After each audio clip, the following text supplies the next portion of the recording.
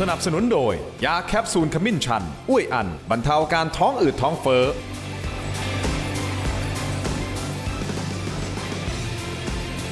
สวัสดีครับต้อนรับทุกท่านเข้าสู่รายการถกไม่เถียงครับวันนี้จะถกกันต่อเนื่องเรื่องของการจัดตั้งรัฐบาลคุณผู้ชมครับเพราะว่าอย่างไรเพราะว่าเราต้องทราบก่อนนะฮะว่าสรุปแล้วเนี่ยรัฐบาลจะออกมาหน้าตาเป็นอย่างไรเพื่อที่จะดูว่าทิศทางของประเทศจะไปอย่างไรเรื่องของเศรษฐกิจปากท้องผมบอกได้เลยนะครับนี่เป็นเรื่องใหญ่ของประเทศที่รอการแก้ไขยังมีเรื่องของชายแดนอีกนะฮะหลายประเด็นเลยนะครับเพราะฉะนั้นการที่เราจะเห็นหน้าตาของรัฐบาลพอจะเดาทิศทางได้นะครับว่าสรุปแล้วเนี่ยเราจะไปในทิศทางไหนแต่อย่างว่าล่ะครับคุณผู้ชมการเมืองบางทีมันก็ไม่เข้าใครออกใครก็ไม่รู้นะฮะว่าสุดท้ายสุดเนี่ยทางด้านของพรรคกล้าทำนะที่ตอนนี้ก็อึมครึมกันอยู่นะครับว่าจะร่วมรัฐบาลหรือไม่อย่างไรก็จะมีภาพนะครับคุณอนุทินนะฮะมีการพูดคุยนะกับท่านนฤมลพิญโยศินวัตรซึ่งเป็นหัวหน้าพรรคกล้าทำนะครับมีการพูดคุยแบบค่อนข้างเครียดเลยเดี๋ยววันนี้จะมาไล่เรียงทีละประเด็นให้ฟังกันนะครับคุณผู้ชมและแน่นอนอีกประเด็นหนึ่งก็คือประชาชนก็เรียกร้องว่าสรุปแล้วเนี่ยทางกกต.เมื่อไหร่จะประกาศรับรองผลการเลือกตั้งหรืออย่างน้อยก็ออกมาแจ้งหน่อยนะครับว่าตัวเลขของผู้ที่มาเลือกตั้งตกลงเนี่ยมันสรุปได้หรือยังก็คงต้องติดตามกันอย่างต่อเนื่องนะครับแต่เอาประเด็นต่างๆวันนี้ที่จะมาไขข้อสงสัยกับ2ท่านนะครับท่านแรกครับท่านเป็นสมาชิกวุฒิสภาหรือสวนะครับรองศาสตราจารย์ดร.นันทนานันทวโรภาสครับสวัสดีครับอาจารย์ครับส่วนขวามือของผมครับท่านเป็นรองหัวหน้าพรรคนะครับแล้วก็อดีตสสพรรคประชาชนนะครับคุณวิโรจน์ลักษณะอดิศรครับสวัสดีครับคุณวิโรจน์ครับสวัสดีอาจารย์ด้วยครับผมเอาประเด็นแรกก่อนเลยในเรื่องของการจัดตั้งรัฐบาลนะฮะเพราะอันนี้สำคัญนะฮะแล้วก็น่าจะเป็นกระแสที่คอการเมืองติดตามกันอยู่นะครับว่าสถานการณ์ระหว่างพรรคกล้าทำนะกับพรรคภูมิใจไทยเพราะภูมิใจไทยต้องพูดกันตรงๆก็เป็นแกนนำการจัดตั้งรัฐบาลนะครับมีการคาดการณ์ว่าคุณอนุทินจะคุยกับคุณธรรมนัสสุดท้ายก็ไม่ได้คุยกันสักทีนะฮะก็มีท่านอื่นคุยแทนนะครับและล่าสุดนะก็มีการบอกว่าผมจะไปเที่ยวยุโรปแล้วหมายถึงท่านธรรมนัสนะซึ่งวางแผนมาเป็นระยะเวลานานแล้วนะครับแต่หลายคนก็มองว่าเดี๋ยวก่อนนะนี่คือจะหนีไปพักใจหรือหนีไปตั้งหลักหรือว่าหลบเลี่ยงการตอบคำถามสื่อหรือไม่คุณผู้ชมครับถ้ามองวิเคราะห์กันนะฮะคุณผู้ชมภูมิใจไทยเดินเกมที่จะจัดตั้งรัฐบาลโดยการไปคุยกับพรรคนู้นพรรคนี้พรรคนั้นแล้วตอนนี้รวมเสียงได้เกือบ300เสียงแล้วนะฮะโดยที่ยังไม่มีพรรคกล้าทำตรงนี้แหละครับคุณผู้ชมทำให้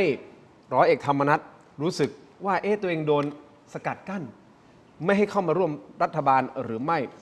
หัวใจสำคัญของเรื่องนี้คุณผู้ชมถ้าจะให้ผมตีความนะคุณวิโรจน์อาจารย์นันทนาก็คือกระทรวงเกษตร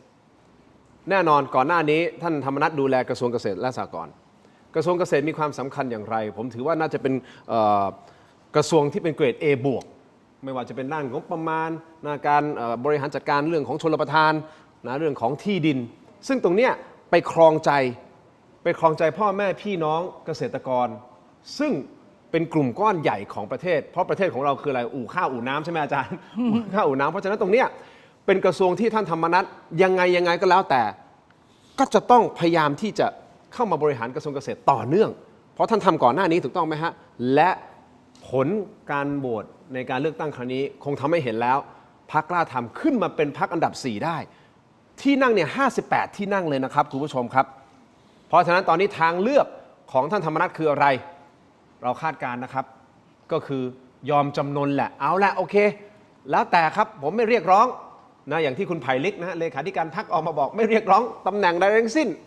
นะไม่เรียกร้องเอาโอเคร่วมรัฐบาลนั่นหมายความว่าอาจจะมีการลดบทบาทของพรรคกล้าทำแต่อย่างน้อยเข้าไปร่วมรัฐบาล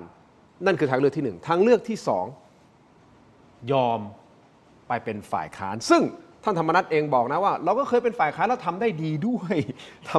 วยนะครับวันนี้คุณธรรมนัสก็มองให้สัมภาษณ์สื่อด้วยนะครับแล้วก็ชาวเน็ตก็สรรเสริญท่าน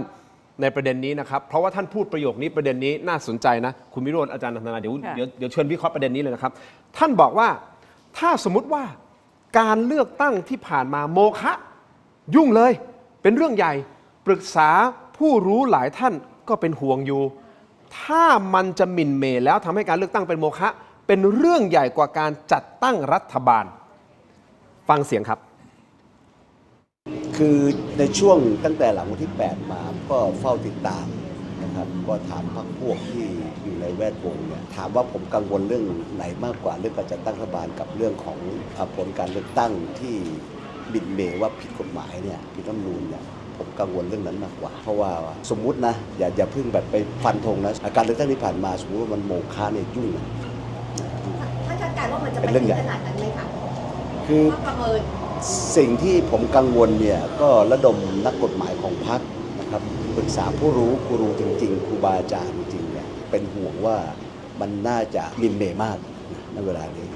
ถ้ามันเป็นประเด็นที่มินเมย์และทำให้เกิดการเลือกตั้งเป็นโมฆะนี่เป็นเรื่องใหญ่นะเรื่องใหญ่กว่าการจัดตั้งรัฐบาลในเวลานี้ก็เป็นเรื่องที่กังวล ถึงขั้นโมฆะในการเลือกตั้งใหม่ท่านกังวลในเรื่องของคะแนนเสียงหรือว่าที่นั่งที่จะได้ ฐานเสียงเราไม่กังวลแต่กังวลว่ามันนั่งนับหนึ่งใหม่เหนื่อย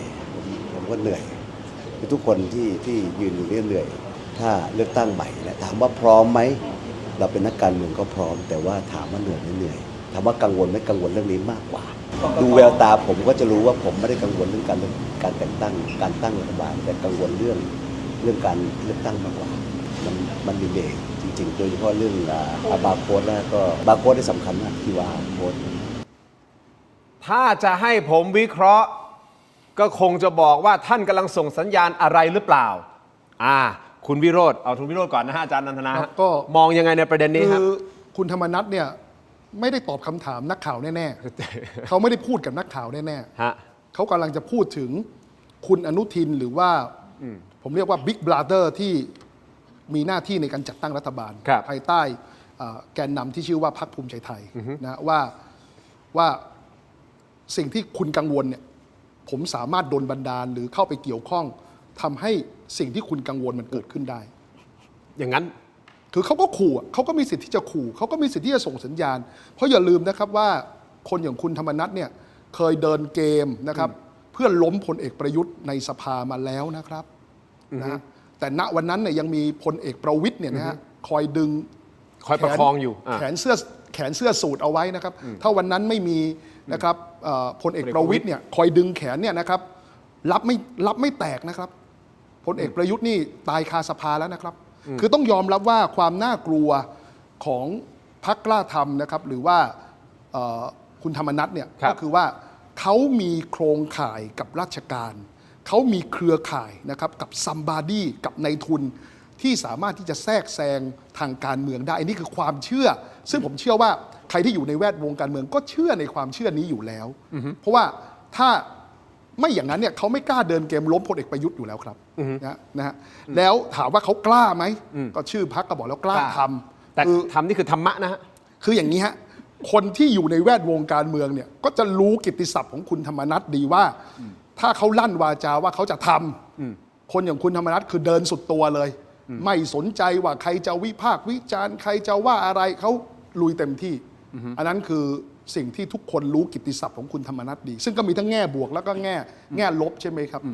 ดังนั้นเนี่ยก็ถือว่าเป็นการส่งสัญญาณถึงคุณอนุทินโดยตรงนะครับแต่อย่างไรก็ตามเนี่ยคุณธรรมนัสในปัจจุบันเนี่ยก็ถือว่าอำนาจการต่อรองเนี่ยต่ำมากนะ ต่ำใช้คำว่าต่ำมากเลยเหรอฮะ ต่ำมากครับเพราะว่า เพราะ ไม่มีความจำเป็นต้องมีกล้าทำอยู่ในสมการการจัดตั้งรัฐบาลก็ได้ เพราะว่าคุณอนุทินหรือพรรคภูมิใจไทยก็ส่งสัญญาณมาอย่างต่อเนื่องว่าเขาอาจจะเลือกพรรคประชาธิปัตย์ก็ได้ แล้วพรรคประชาธิปัตย์ก็มีเงื่อนไขชัดเจนว่าถ้ามีกล้าทำไม่มีประชาธิปัตย์ดังนั้นเนี่ยก็ตอนนี้ก็คือศึกชิงดำแล้วแหละครับว่าจะเป็นสีฟ้าหรือสีเขียวหรือประชาธิปัตย์หรือกล้าทำแล้วซึ่งคนเลือกนะครับตอนนี้เนี่ยนะคนที่เสี่ยงพวงมาลัยตอนนี้คือภูมิใจไทยแล้วคำถามก็คือว่าแล้วเขาจะเอาพรรคกล้าทำมาเพื่ออะไร ซึ่งก็ต้องยอมรับว่าถ้าเกิดกล้าทำมาร่วมรัฐบาลเนี่ยจะเป็นงานยากของคุณเอกนิติ แล้วก็คุณสุภจีแน่ๆเพราะว่าก็ต้องมานั่งแบกภาพลักษณ์ผมเรียกใช้ว่าคำว่าภาพลักษณ์นะจริงเท็จเป็นประการใดอีกเรื่องหนึ่งแต่ต้องมาแ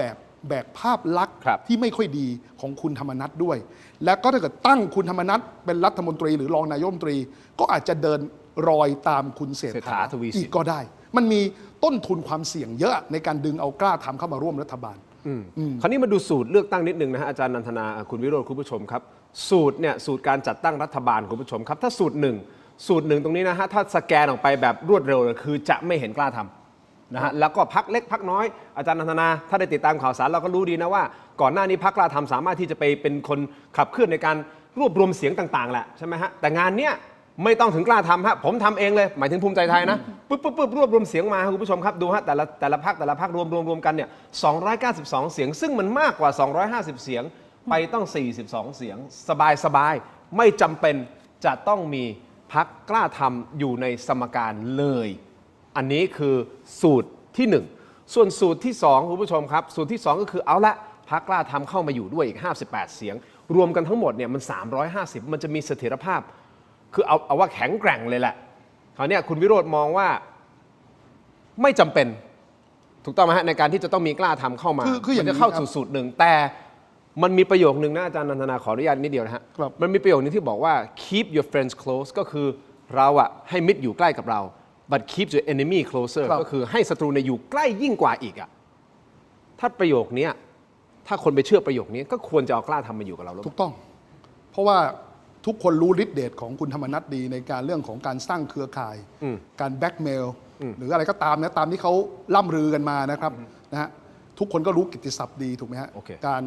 เชื่อมโยงไปถึงข้อมูลหน่วยงานราชการต่างๆ อะไรอย่างเงี้ยนะครับผมว่าคุณธรรมนัสเนี่ยมีช่องทางอยู่แล้ว แต่ว่าสูตรแรกเนี่ยไม่เฮลตี้นะครับ สุขภาพไม่ดีเหรอฮะ สุขภาพไม่ดีสุขภาพครม.ไม่ดีคืออย่างนี้ครับการจัดตั้งรัฐบาลมันมีวิธีคิดอย่างนี้หนึ่งว่า จะต้องไม่มีพรรคการเมืองใดการเมืองหนึ่งที่พอถอนตัวจากการเลือกตั้งปุ๊บแล้วทำให้เสียงของรัฐบาลเนี่ยต่ำกว่า250นึกภาพไหมนั่นก็แอบถอนปุ๊บเนี่ยหรือว่าแอบบิดพริ้วในสภายกมือปั้งเนี่ยรัฐบาลพังเลย ดังนั้นเนี่ยสูตรนี้เห็นไหมครับว่าพรรคเพื่อไทยที่มีอยู่74เสียงถ้าถอนปุ๊บเสียงน้อยกว่า250ทันทีอย่างนั้นเนี่ยไม่เฮลตี้ถูกไหมครับดังนั้นเนี่ย292มันต้องมีอีกพรรคหนึ่งเข้ามาแน่ๆซึ่งก็แล้วแต่เขาจะเลือกถูกไหมฮะ ประชาธิปัตย์ ก็คือประชาธิปัตย์ก็จะเติมเข้าไปเป็น300เศษซึ่งเนี่ยเป็นสูตรในการจัดตั้งรัฐบาลที่เฮลตี้ที่สุดคือ300เศษ โอเค เดี๋ยวเราคงได้ขยายความเพิ่มเติม แต่ผมอยากจะให้อาจารย์นันทนาได้มีโอกาสพูดตรงนี้ด้วย เพราะว่าอาจารย์นันทนามีการโพสต์นะมีการพูดเกี่ยวกับเรื่องของกกตนะและข้อกังวลต่างๆ เกี่ยวกับกกตโดยเฉพาะการสรรหากกต2ท่านนะครับที่จะเข้ามาใหม่นะฮะคุณผู้ชมครับแต่ก่อนที่จะไปถึงประเด็นตรงนี้นะครับเอาเป็นว่าเอาสิ่งที่คุณธรรมนัฐพูดแล้วกันบอกว่ามันก็สุ่มเสี่ยงนะที่ผ่านมาเนี่ยถ้าการเลือกตั้งที่ผ่านมานี่ถ้าโมฆะขึ้นมานี่ยุ่งเลยเป็นเรื่องใหญ่เลยปรึกษาผู้รู้หลายท่านก็เป็นห่วงอาจารย์นันทนาเป็นห่วงอย่างคุณธรรมนัฐเป็นห่วงไหมครับ ก็คืออันนี้เป็นครั้งแรกที่คุณธรรมนัฐเนี่ยพยายามจะพูดถึงหายนะของการเลือกตั้งครั้งนี้ก็คือว่าถ้าเผื่อว่ามันเป็นโมฆะจะเกิดอะไรขึ้น ก่อนหน้านี้ที่ดูเหมือนว่ากำลังอยู่ในระหว่างการฟอร์มกำลังจะเข้าร่วมอะไรเนี่ยไม่เคยพูดถึงเรื่องการเป็นโมฆะเลยนะอันนี้มันก็เป็นสัญญาณอะไรบางอย่างที่เหมือนจะบอกว่าถ้าการเลือกตั้งเนี่ยมันเป็นโมฆะไปแล้วเนี่ยจะมาจัดตั้งรัฐบาลกันทำไมนะ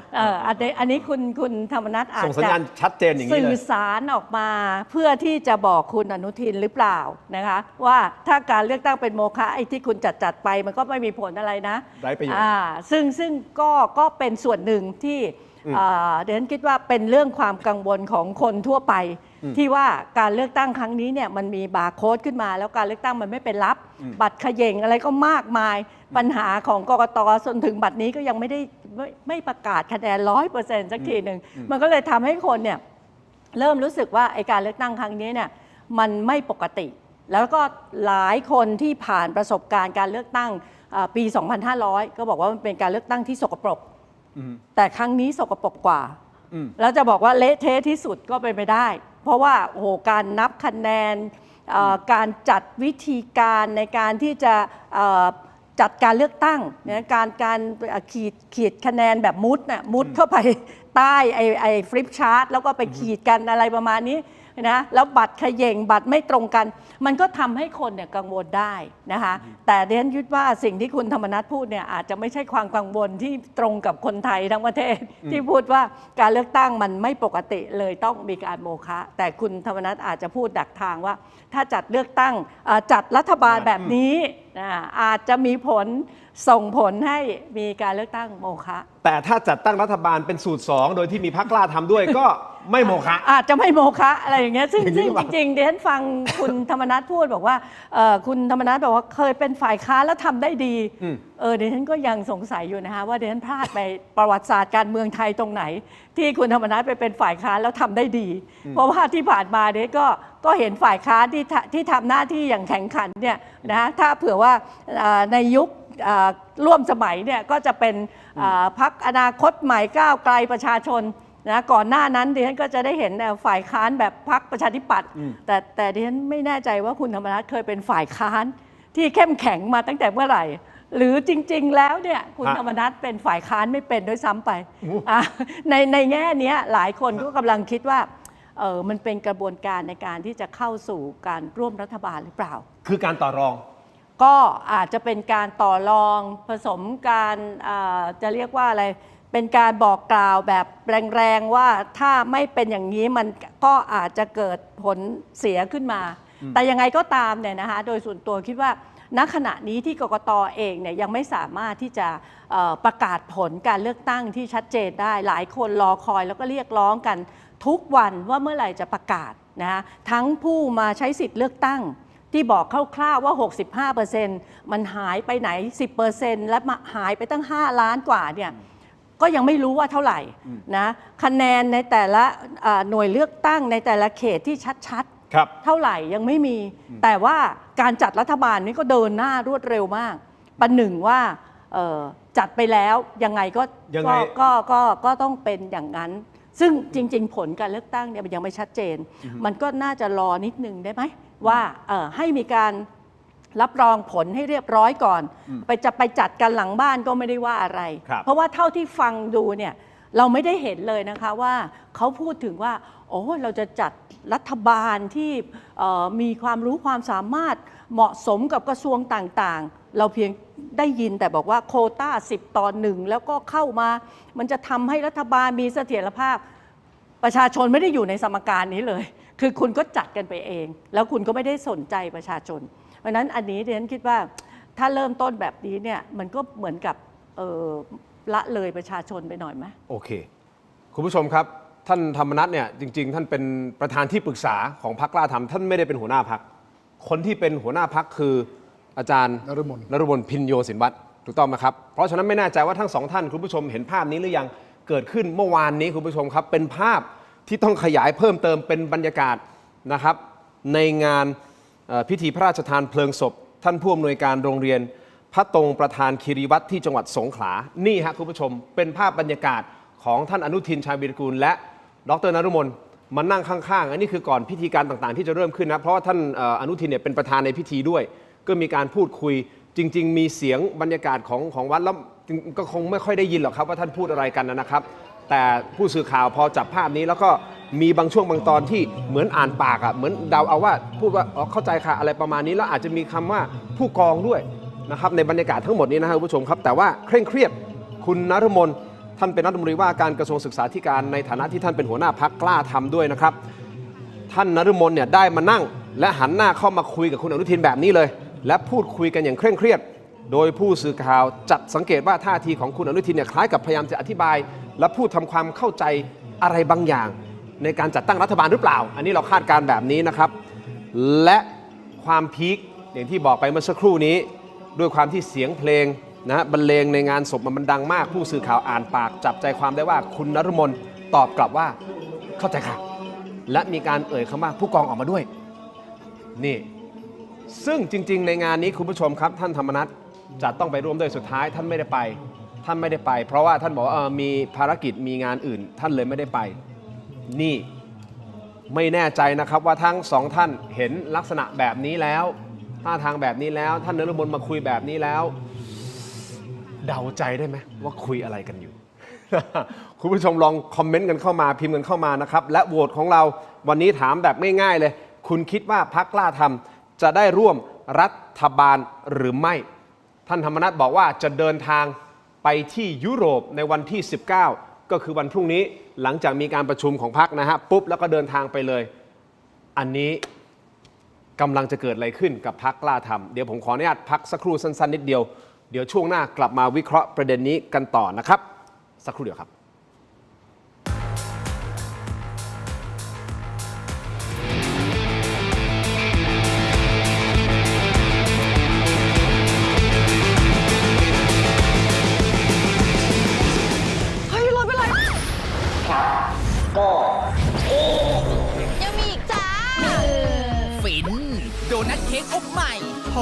อร่อยเนื้อนุ่มช็อกข้ามจักรวาลใหม่ฟาร์มเฮาส์ช็อกโกพิงค์โดนัทเค้ก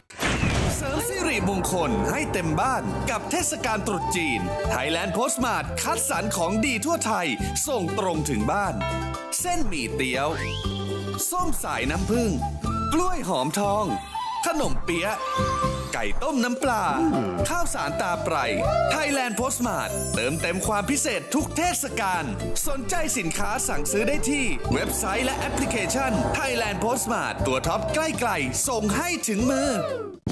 อยากทานแหนมเนืองไม่ต้องไปถึงถิ่น Thailand Postmart พร้อมเสิร์ฟแหนมเนืองตัวท็อป 2 แบรนด์ดัง การันตียอดขายส่งตรงถึงบ้านคุณ แดงแหนมเนืองจากจังหวัดหนองคาย และวีทีแหนมเนืองจากจังหวัดอุดรธานี คัดสรรสินค้าตัวท็อปพร้อมเสิร์ฟความอร่อยสดใหม่ สนใจสินค้าสั่งซื้อได้ที่เว็บไซต์และแอปพลิเคชัน Thailand Postmart ตัวท็อปใกล้ๆส่งให้ถึงมือเสริมสิริมงคล ดีขนาดนี้อย่ารอช้า สายเกม สายลงทุน สาย AI สายเทคต้องไม่พลาด ลดราคาพิเศษให้ทันที 2,000 บาท BrainTech Tri Screen จอเสริมอัจฉริยะ เปลี่ยนโน้ตบุ๊กธรรมดาให้ทำงานพร้อมกันได้ถึง 4 จอ ดีไซน์พับเก็บง่าย พกพาสะดวก มี 2 รุ่นให้เลือก 17,900 บาทสำหรับรุ่น 14 นิ้ว และ 19,900 บาทสำหรับรุ่น 16 นิ้ว สั่งซื้อสนับสนุนโดย ยาท่าน้ำขาวหารคู่ 49 บาท ฝาสีฟ้า มีตัวยาฟีนิลซาลิซิเลตไอเฮิร์บชูการ์ฟรี ชุ่มคอ มีสารสกัดสมุนไพร 4 ชนิด กลับมากันต่อนะครับรายการถกเถียงครับยังอยู่กับคุณวิโรจน์และอาจารย์นันทนานะฮะคุณผู้ชมครับเราพูดคุยกันต่อเรื่องของการจัดตั้งรัฐบาลพรรคกล้าทำขอทวนกันสั้นๆนิดเดียวนะครับคือการประชุมครม.ก่อนหน้านี้ทั้งสองพรรคภูมิใจไทยพรรคกล้าทำเขาไม่พูดคุยกันเลยนะฮะฝั่งหนึ่งฝั่งกล้าทำเขาบอกว่าค่อนข้างตึงเครียดแล้วก็นิ่งเฉยหน้าเรียบนิ่งเฉยภูมิใจไทยก็จับกลุ่มกันคุยกันจับกลุ่มกันคุยกันแต่พอมาเมื่อวานนี้ที่เป็นภาพที่เราเปิดไปเมื่อสักครู่นี้นะครับเดี๋ยวทำเป็นอินเสิร์ตภาพก็ได้นะฮะที่ท่านนฤมลไปนั่งพูดคุยกับท่านอนุทินแล้วก็มีการอธิบายกันนะพูดคุยแบบนี้นะครับคำถามก็คือคุณธรรมนัสไม่ได้เดินทางไปพบแกนนำภูมิใจไทยด้วยตัวเองแน่นอนแหละท่านบอกว่าผมไม่ใช่หัวหน้าพรรคครับผมเป็นประธานที่ปรึกษาก็หัวหน้าพรรคไปจัดการไปเพราะมันไม่เกี่ยวกับผมเป็นประธานที่ปรึกษาเฉยๆแต่ก็คงปฏิเสธไม่ได้นะครับว่าท่านธรรมนัสเนี่ยจะใช้ผมไม่อยากใช้คำนี้เลยนะแต่ว่าเป็นผู้นำจิตวิญญาณของพรรคกล้าทำถูกต้องไหมครับสุดท้ายท่านธรรมนัสก็ต้องเป็นคนที่ไปดีลหรือไม่อย่างไรแต่ส่งอาจารย์นฤมลไปแทนและตอนแรกบอกว่ามีกำหนดการที่จะไปงานศพร่วมกันด้วยนะฮะหมายถึงว่าท่านธรรมนัสแต่สุดท้ายก็แยกไปไม่ได้ไปแล้วก็บอกว่าจะลาพักร้อนคราวนี้ท่านธรรมนัสออกมาบอกด้วยนะครับว่าการที่ไปพักร้อนนะจะเรียกว่าพักร้อนหรือเปล่านะไปเที่ยวยาวเนี่ยที่ยุโรปเนี่ยจริงๆวางแผนไว้ล่วงหน้าเรามีเสียงท่านใช่ไหมครับฟังนิดนึงครับคือเนื่องจากผมจะเดินทางไปต่างประเทศในคืนวันพฤหัสนะครับก็เลยจะขอประชุมพี่น้องว่าที่สสทั้งหมดนะครับว่าแนวทางของเราเนี่ยขอให้ฟังจากท่านหัวหน้าพรรคแล้วเลยช่วงที่ผมไม่อยู่นะครับแล้วก็ไปยุโรปก็ไปหลายประเทศตัวราชการหรือว่าเป็นพักผ่อนไม่ครับผมลาพักผ่อนมานานครับวางแผนเป็นปีแล้วไม่ใช่เพิ่งอยากจะไปคือเรื่องนี้แน่นอนพูดถึงการเมืองต้องถามคุณวิโรจน์แต่ผมจะเรียนถามอาจารย์นันทนาก่อนนะครับอันนี้คือเป็นท่าทีของคนที่ยอมจำนนหรือเปล่าว่ายอมละไปละลาพักร้อนไม่ยุ่งเกี่ยวละหรืออาจารย์มองยังไงในฐานะนักวิชาการคนหนึ่งแล้วกันถอดหมวกสวออกเป็นนักวิชาการคนหนึ่งเพราะเราก็เคยพูดเรื่องของการเมืองกับอาจารย์มาตลอดคือถ้ามองในกลยุทธ์การสื่อสารทางการเมืองเนี่ยอันนี้ไม่ใช่การสยบยอมแต่ว่าเป็นวิธีการในการที่จะเจรจาแบบที่ไม่ใช่ใช้ตัวเองเป็นผู้เจรจาแล้วก็อาจจะใช้กลยุทธ์ในการที่จะไปกดดันทางด้านอื่นๆแทนที่จะไปเผชิญหน้าแล้วก็ไปคุยกันด้วยตัวเองอันนี้เขาก็มีวิธีการแล้วอย่างนี้จะมีน้ำหนักมากพอเหรอฮะความหมายของผมคือเบอร์หนึ่งของภูมิใจไทยก็ต้องเบอร์หนึ่งของกล้าทำไปคุยกันสิตอนนี้เนี่ยถ้าบอกว่าอำนาจต่อรองพรรคกล้าทำไม่มีอยู่เลยแต่ว่าพรรคภูมิใจไทยเนี่ยเป็นผู้กำหนดเกมนี้ถ้าเผื่อว่าตรงนี้เนี่ยมาเจรจากันบนโต๊ะตรงไปตรงมาเนี่ยกล้าทำก็ไม่มีอะไรที่จะไปต่อรองแต่ถ้าเผื่อว่าใช้กลยุทธ์เบื้องหลังในการที่จะใช้กลไกอื่นๆในการที่จะมากดดันเหมือนอย่างที่ก่อนหน้าที่จะพูดว่าจะไปพักผ่อน ก็จะพูดถึงเรื่องของการเลือกตั้งเป็นโมฆะซึ่งอันนั้นเนี่ยมันก็อาจจะเป็นวิธีการอันหนึ่งที่ส่งสัญญาณไปยังทางคุณอนุทินว่าไพ่ในมือยังไม่หมดแล้วถ้าเผื่อว่าเกิดอะไรขึ้นก็คือพังกันหมดคุณก็ไม่ได้เป็นฉันก็ไม่ได้เป็นเอาแบบไหนเอาแบบที่เข้ามาด้วยกันสวยๆหรือว่าจะไม่ได้อะไรเลยอันนี้ก็อาจจะเป็นกลยุทธ์อย่างหนึ่งในการสื่อสารทางการเมืองที่ทำให้ดูเหมือนทุกอย่างมันสงบเรียบร้อยแต่ว่า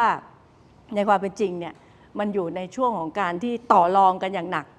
แต่ว่าไม่ได้ใช้ตัวจริงเข้าไปในการที่จะเจรจาต่อรองเราคงเห็นแต่ภาพข้างนอก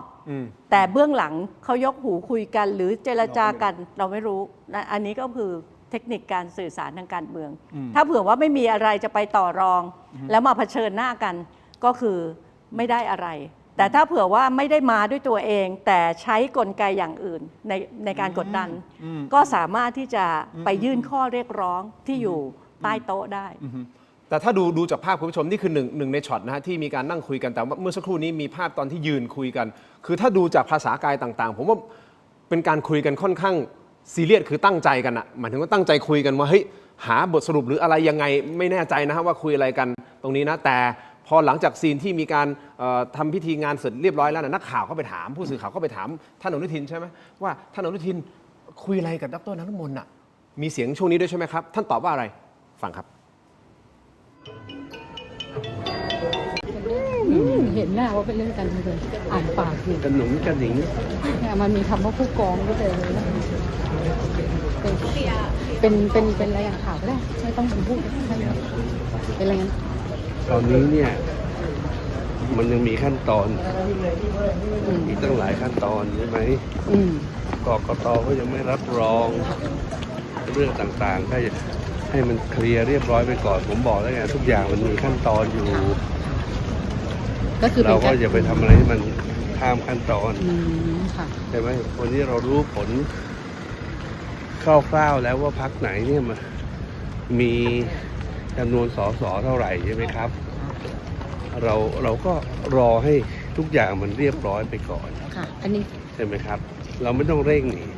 ไม่มีใครมาไล่เราออกจากรัฐบาลตอนนี้นี่ใช่ไหมก็ให้กระบวนการทั้งหลายมันเซ็ตตัวเรียบร้อยกกต.รับรองเปิดสภารายงานตัวเปิดสภาเลือกประธานรัฐสภาเลือกนายกขั้นตอนการเป็นรัฐบาลขั้นตอนก็เหมือนกับว่าเป็นการอธิบายให้อาจารย์นฤมลเข้าใจใช่ไหมเป็นการอธิบายให้เข้าใจขั้นตอนตามนี้ใช่ไหมคะใช่เดี๋ยวค่อยมาต่อค่ะท่านนายกท่านก็บอกว่าต้องรอขั้นตอนใช่ไหมฮะรอกกต.รอรับรองผลอะไรก็มันมีขั้นตอนก็ปล่อยให้เป็นไปตามขั้นตอนนะฮะยังไม่ต้องรีบก็รอกันต่อไปแต่ด้วยความเคารพท่านนายกนะครับท่านไปคุยกับพรรคเพื่อไทยก่อนหน้านี้แล้วไงท่านแสดงความชัดเจนนึกออกไหมฮะปึ้งปั้งเสร็จปุ๊บยังไม่ทันมีอะไรแล้วปุ๊บไปคุยกันแถลงข่าวจับมืออาจารย์เชนกันถูกต้องไหมฮะพอตัดภาพมาที่กล้าทำทำไมมันดูเหมือนแปลกๆทำไมมันคือวิเคราะห์ภาษากายวิเคราะห์ภาษากายข้อที่1เนาะวิเคราะห์ภาษากายนะคะใครเป็นฝ่ายรุกใครเป็นฝ่ายรับระหว่างคุณนฤมลกับคุณอนุทินวิธีการยืนคุณอนุทินเนี่ยพยายามจะยืนเบี่ยงออกแต่คุณนฤมลเนี่ยพยายามจะหันเข้าแล้วเหมือนกับพยายามจะพูดว่ามันจะคุยกันเนี่ย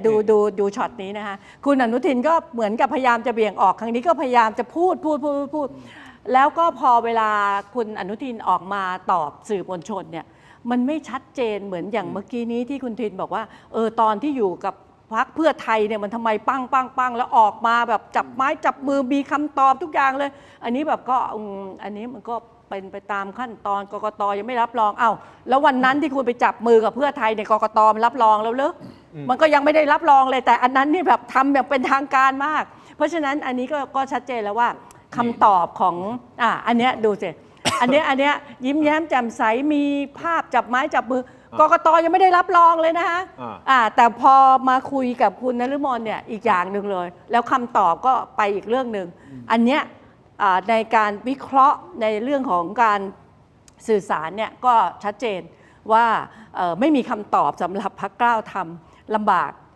อันนี้คำถามเดียวกันคุณวิโรจน์ยอมจำนนไหมท่านธรรมนัสที่ไปต่างประเทศข้อที่ 1 ข้อที่ 2 ยังครับยังคืออย่างนี้ฮะ คิด ผม ยังไง ผมถามคุณทีนกับอาจารย์นันทนาก็ได้จะได้วิเคราะห์ ถามว่า พร้อมกันว่า ถามว่า คุณธรรมนัสที่อยู่กลางสปอตไลท์กับคุณธรรมนัสที่อยู่หลังม่านไม่มีสปอตไลท์ส่ง ธรรมนัสไหนน่ากลัวกว่ากัน ธรรมนัสที่อยู่หลังม่านผุบโผล่สปอตไลท์ส่องไม่ถึง ไม่รู้เขาไปคุยกับใคร ไม่รู้เขาไปดีลกับใคร ไม่รู้เขาเดินเกมอะไร ไอ้เนี้ยคือโหมดธรรมนัสที่น่ากังวลที่สุดครับ ดังนั้นเนี่ยไม่ใช่สัญญาณว่าคุณธรรมนัสเนี่ยยอมจำนนหรือสยบยอมเลยนะครับ เพียงแต่ว่าถอยตัวเองออกจากหน้าสื่อ แล้วก็ไปดำเนินการนะครับในสิ่งที่ตัวเองถนัด แล้วประโยคที่คุณธรรมนัสบอกว่าอะไรฮะที่น่ากังวลว่าจะเป็นโมฆะไหมไอ้ประโยคที่น่ากังวลคือปรึกษาผู้รู้ เนี่ยผมอยากจะรู้แล้วว่า ตอนเนี้ยคุณธรรมนัสไปปรึกษาผู้รู้ชื่ออะไรบ้าง แล้วก็ส่งสัญญาณว่าก็ไม่กลัวการเลือกตั้งใหม่ด้วย ก็กำลังบอกคุณอนุทิน และอาจจะบอกไปถึงคุณเนวินด้วยแหละว่า ทรัพยากรเขามีนะก็เป็นการส่งสัญญาณจริงเท็จเป็นประการใดก็อีกเรื่องหนึ่งส่วนเอาว่าผมพูดในทางปฏิบัติทำไมคุณอนุทินถึงต้องไปจับมือกับคุณยศชนันท์ก่อน ครับ สเต็ปแรกคือต้องประกาศว่าฉันจัดตั้งรัฐบาลได้แน่ คือจับ2 พรรคแล้วเสียงเกิน 250 และอำนาจการต่อรองของพรรคแกนนำในการจัดตั้งรัฐบาล ครับ จะมีสูงมาก กว่า ว่าฉันเกิน 250 แล้ว ฉันอาจจะเลือกเธอก็ได้ ฉันอาจจะไม่เลือกเธอก็ได้ ก็ขึ้นอยู่กับว่ากระทรวงที่เธอต้องการกับกระทรวงที่ฉันให้ได้ ดังนั้นเนี่ยนะครับ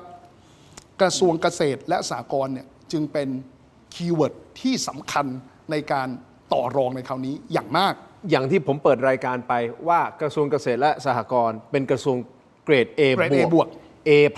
ครับ อันนี้ถามคนการเมืองนิดนึงไหนคุณก็คุกคลีอยู่ตรงนั้นแล้วกระทรวงเกษตรและสหกรณ์ทำไมถึงเป็นเกรด A+ ขนาดนั้น มันมี 3 ปัจจัย กระทรวงไหนที่จะเป็น A บวกเนี่ยนะหนึ่งงบประมาณสูง และต้องเป็นงบประมาณทางด้านงบลงทุนด้วย อย่างกระทรวงศึกษางบเยอะก็จริงฮะแต่เป็นงบที่เป็นเรื่องของเงินเดือน อย่างเงี้ยไม่ใช่ A ไม่ใช่ A บวก แต่เกษตรและสหกรณ์คมนาคมอย่างเงี้ยงบเยอะและเป็นงบลงทุน ปัจจัยที่ 2 คือเป็นกระทรวงที่สามารถเข้าถึงและสร้างเครือข่ายกับประชาชนในพื้นที่เพื่อวางฐานในการเลือกตั้งครั้งถัดไป ครับ และวางฐานในการเลือกตั้งท้องถิ่นได้ด้วย ซึ่งตรงนี้เนี่ยแหละครับภูมิใจไทยจะยอมให้กล้าทำไม่ได้เลย เพราะสไตล์ของภูมิใจไทยคือ ฉันต้องการยึดกระทรวงที่ฉันสามารถสร้างเครือข่าย เพื่อการเลือกตั้งได้ด้วยอสมเห็นไหมกระทรวงสาธารณสุขเห็นไหมมหาดไทยเห็นไหมผมมั่นใจเลย2 กระทรวงเนี้ยยังไงภูมิใจไทยต้องเอา เพราะเป็นปัจจัยที่ 2 ปัจจัยที่ 3 คือพองบลงทุนไปทำโครงการต่างๆ กระทรวงเกษตรเป็นกระทรวงที่ถูกตรวจสอบได้ยากมาก ครับ เพราะเสียงของพี่น้องเกษตรกรก็มักจะเสียงเบา แล้วก็มักจะถูกผู้มีอิทธิพลในพื้นที่ข่มขู่ได้ง่าย และความเสียหายของโครงการที่เกิดขึ้นภายใต้กระทรวงเกษตรและสหกรณ์เนี่ยกว่าจะรู้ว่ามีความเสียหายเนี่ยมันยากอะเช่น อยู่ดีอ่างเก็บน้ำสมมุติเนี่ยนะใครจะไปวัดใครจะไปประเมินครับว่าความจุมันได้ตาม TOR หรือเปล่า มันต่างจากถนนหนทางนะครับที่อยู่ในผิวถนนลอกล่อนเนี่ยก็เป็นการประจานตัวเองละดังนั้นเนี่ยด้วย 3 ปัจจัยเนี่ยจึงทำให้กระทรวงเกษตรและสหกรณ์เนี่ยเป็นกระทรวงเกรด A แต่คงปฏิเสธไม่ได้นะครับว่ายุคของท่านธรรมนัฐเนี่ยก็เอาที่ดินสปกนะ4/01ใช่ไหมแปลงมันเป็นโฉนดถูกต้องไหมครับ แล้วก็สามารถที่จะบริหารจัดการเรื่องของที่ดินทำกินเนี่ยได้ดีขึ้นสำหรับชาวเกษตรกร แล้วอีกเรื่อง ต ห ร นึ่ ง ง เนี้ยถูกใจพ่อแม่พี่น้องชาวเกษตรกรเขาถึงได้มีฐานเสียงเยอะขนาดนี้ในการเลือกตั้งครั้งนี้ แล้วก็ถ้าจะมีอีกปัจจัยหนึ่งคือสามารถเอาโครงการเนี่ยไปสร้างผลประโยชน์ให้กับประชาชน เพื่อให้ผลประโยชน์ที่เกิดขึ้นกับประชาชนนั้นมาเป็นเกราะคุ้มกันตัวเองด้วย สมมติอย่างนี้หมายความว่าคุณทินเนี่ยเป็นนายทุนในเครือข่ายผมถูกไหม ฮะ ผมก็ให้ผลประโยชน์กับคุณทินด้วย แต่ผลประโยชน์นั้น ผมก็มีการจ่ายแจกให้กับประชาชนด้วย หมายความว่าถ้าจะยกเลิกของคุณทินประชาชนก็ต้องถูกยกเลิกด้วยนะ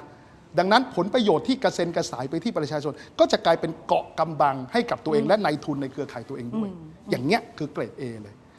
เพราะฉะนั้นท่านธรรมนัฐแน่นอนปล่อยกระทรวงนี้ไม่ได้ ถ้าปล่อยก็จะเท่ากับว่า ถูกไหมอันนี้ถ้าวิเคราะห์กันนะคุณผู้ ห ช น้าม ต่าง อาจารย์นันทนา ในการสร้างเครือข่ายกับฐานเสียงไม่มีถูกไหมฮะไม่มีคุณธรรมนัฐไม่ได้มองแค่งบประมาณอย่างเดียว อ่าฮะ งบประมาณเนี่ยเกษตรเนี่ยเยอะอยู่แล้ว แต่ว่า ประตูที่จะสร้างเครือข่ายกับฐานเสียงเพื่อวางรากฐานในการเลือกตั้งจะไม่มีซึ่งคุณธรรมนัสก็ไม่ยอมเหมือนกัน นี่ไงคุณผู้ชมที่เราวิเคราะห์มันทั้งหมดคุณวิโรจน์พูดมาเนี่ยใช่ไหมอาจารย์นันทนาก็คือเท่ากับว่ากระทรวงเกษตรเนี่ยเป็นคีย์เวิร์ดสำคัญตั้งแต่ผมเปิดรายการมาผมบอกเลยคีย์เวิร์ดสำคัญคือกระทรวงเกษตรใครจะได้ไปดูแลแน่นอนภูมิใจไทยถ้าฟังอย่างที่คุณวิโรจน์วิเคราะห์ใช่ไหมอาจารย์ก็คือยังไงก็ต้องอยู่ภายใต้ภูมิใจไทยแหละแต่แน่นอนพรรคกล้าทำก็ต้องบอกงี้นะครับว่าท่านธรรมนัสก็ทำผลงานกับการแปลงสปก.เป็นโฉนดถูกต้องไหมผมเชื่อว่าพ่อแม่พี่น้องที่เป็นเกษตรกรโดยเฉพาะทางเหนือและอีสานนะครับได้ตรงเนี้ยได้คือท่านธรรมนัสได้ใจจากพ่อแม่พี่น้องที่อยู่ภาคเหนือภาคอีสานนะที่แปลงสปก.เป็นโฉนดเขาถึงถล่มทลายไงครับเนี่ยโตขึ้นมาอย่างรวดเร็วขึ้นมาเป็นพรรคอันดับ4 58 ที่นั่งถูกต้องไหมฮะตรงนี้แหละถ้าท่านธรรมนัสไม่ได้กระทรวงเกษตรเท่ากับว่าสิ่งที่บิ้วมาสิ่งที่สร้างมาอำนาจการต่อรองทุกอย่างในมือจะเหมือนก็หายไปอยู่ในมือภูมิใจไทยหายไปเลยอ่ะไม่ได้หายไปอยู่ย้ายไปอยู่ในมือโอเคเอาหายไปเลยจากพรรคกล้าทำโอเคหายไปเลยจากพรรคกล้าทำมาอยู่ภูมิใจไทยแล้วภูมิใจไทยเนี่ยเขาชอบนโยบายคือสร้างภูมิใจไทยแลนด์อยู่แล้วภูมิใจไทยแลนด์เหมือนถ้าพื้นที่ไหนที่เขายึดปุ๊บนะฮะในอำเภอผู้ว่าศึกษาธิการจังหวัดผู้อำนวยการเขตพื้นที่การศึกษาเกษตรจังหวัดปศุสัตว์จังหวัดสาธารณสุขจังหวัดนะฮะจะต้องเป็นคนในเครือข่ายของเขาหรือที่เขาไว้วางใจทั้งหมดคุณผู้ชมครับถ้าย้อนกลับไปอาจารย์ธนาด้วยความเคารพนะฮะมีนักวิชาการหลายท่านกูรูหลายท่านที่มานั่งวิเคราะห์นะฮะเกี่ยวกับเรื่องของพรรคกล้าทำก่อนหน้านี้นี่เป็นประเด็นสำคัญนะฮะของการจัดตั้งรัฐบาลหลายท่านส่วนใหญ่เลยนะครับบอกว่ายังไงพรรคกล้าทำร่วมรัฐบาลกับภูมิใจไทยอยู่แล้วแน่นอนยังไงก็เป็นอย่างนั้นนะครับแต่คิดอีกมุมหนึ่งนะครับคุณผู้ชมครับถ้าสมมุติเกิดพรรคกล้าทำมาอยู่กับอนุทินจริงๆมันอยู่กับภูมิใจไทยจริงๆเนี่ยมันเท่ากับว่าเสริมให้เขาแข็งแรงขึ้นเรื่อยๆหรือเปล่าถูกต้องไหมฮะถึงแม้จะไม่ได้ควบคุมกระทรวงเกษตรก็ตามมันมีวิธีในการที่จะเข้ามาขยายฐานเสียงของตัวเองหรือเปล่าด้วยวิธีการทำงานในส่วนอื่นๆต่อไปเพราะฉะนั้น2ท่านคิดว่าสุดท้ายสุดพรรคกล้าทำจะได้ร่วมรัฐบาลหรือไม่อันนี้คือคำถามเดี๋ยวผมขออนุญาตพักสักครู่เดี๋ยวช่วงหน้ากลับมาฟังคำตอบ2ท่านสักครู่เดียวครับ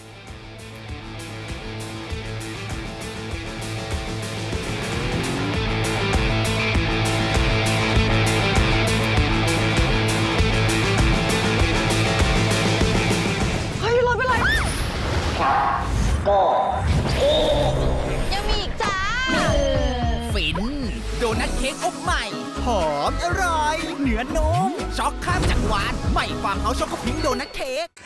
เมนูต้มกับทอดนะครับต้องใช้ไฟที่แรงถึงจะทำให้อาหารอร่อยและสุกทั่วถึงนะครับวันนี้ผมจะมาทำเมนูเหล่านี้นะครับด้วยเตาแก๊สหน้ากระจกจาก Seeger Electric กันครับตัวเตาแก๊สนะครับมีเปลวไฟ2วงนะครับสามารถปรับความแรงได้ตามต้องการนะครับด้วยไฟแรงร้อนเร็ว 4,400 วัตต์ต่อหัวเลยนะครับแถมขารอง5ขาเคลือบอีนาเมลทนความร้อนโครงสร้างเหล็กแข็งแรงทนทาน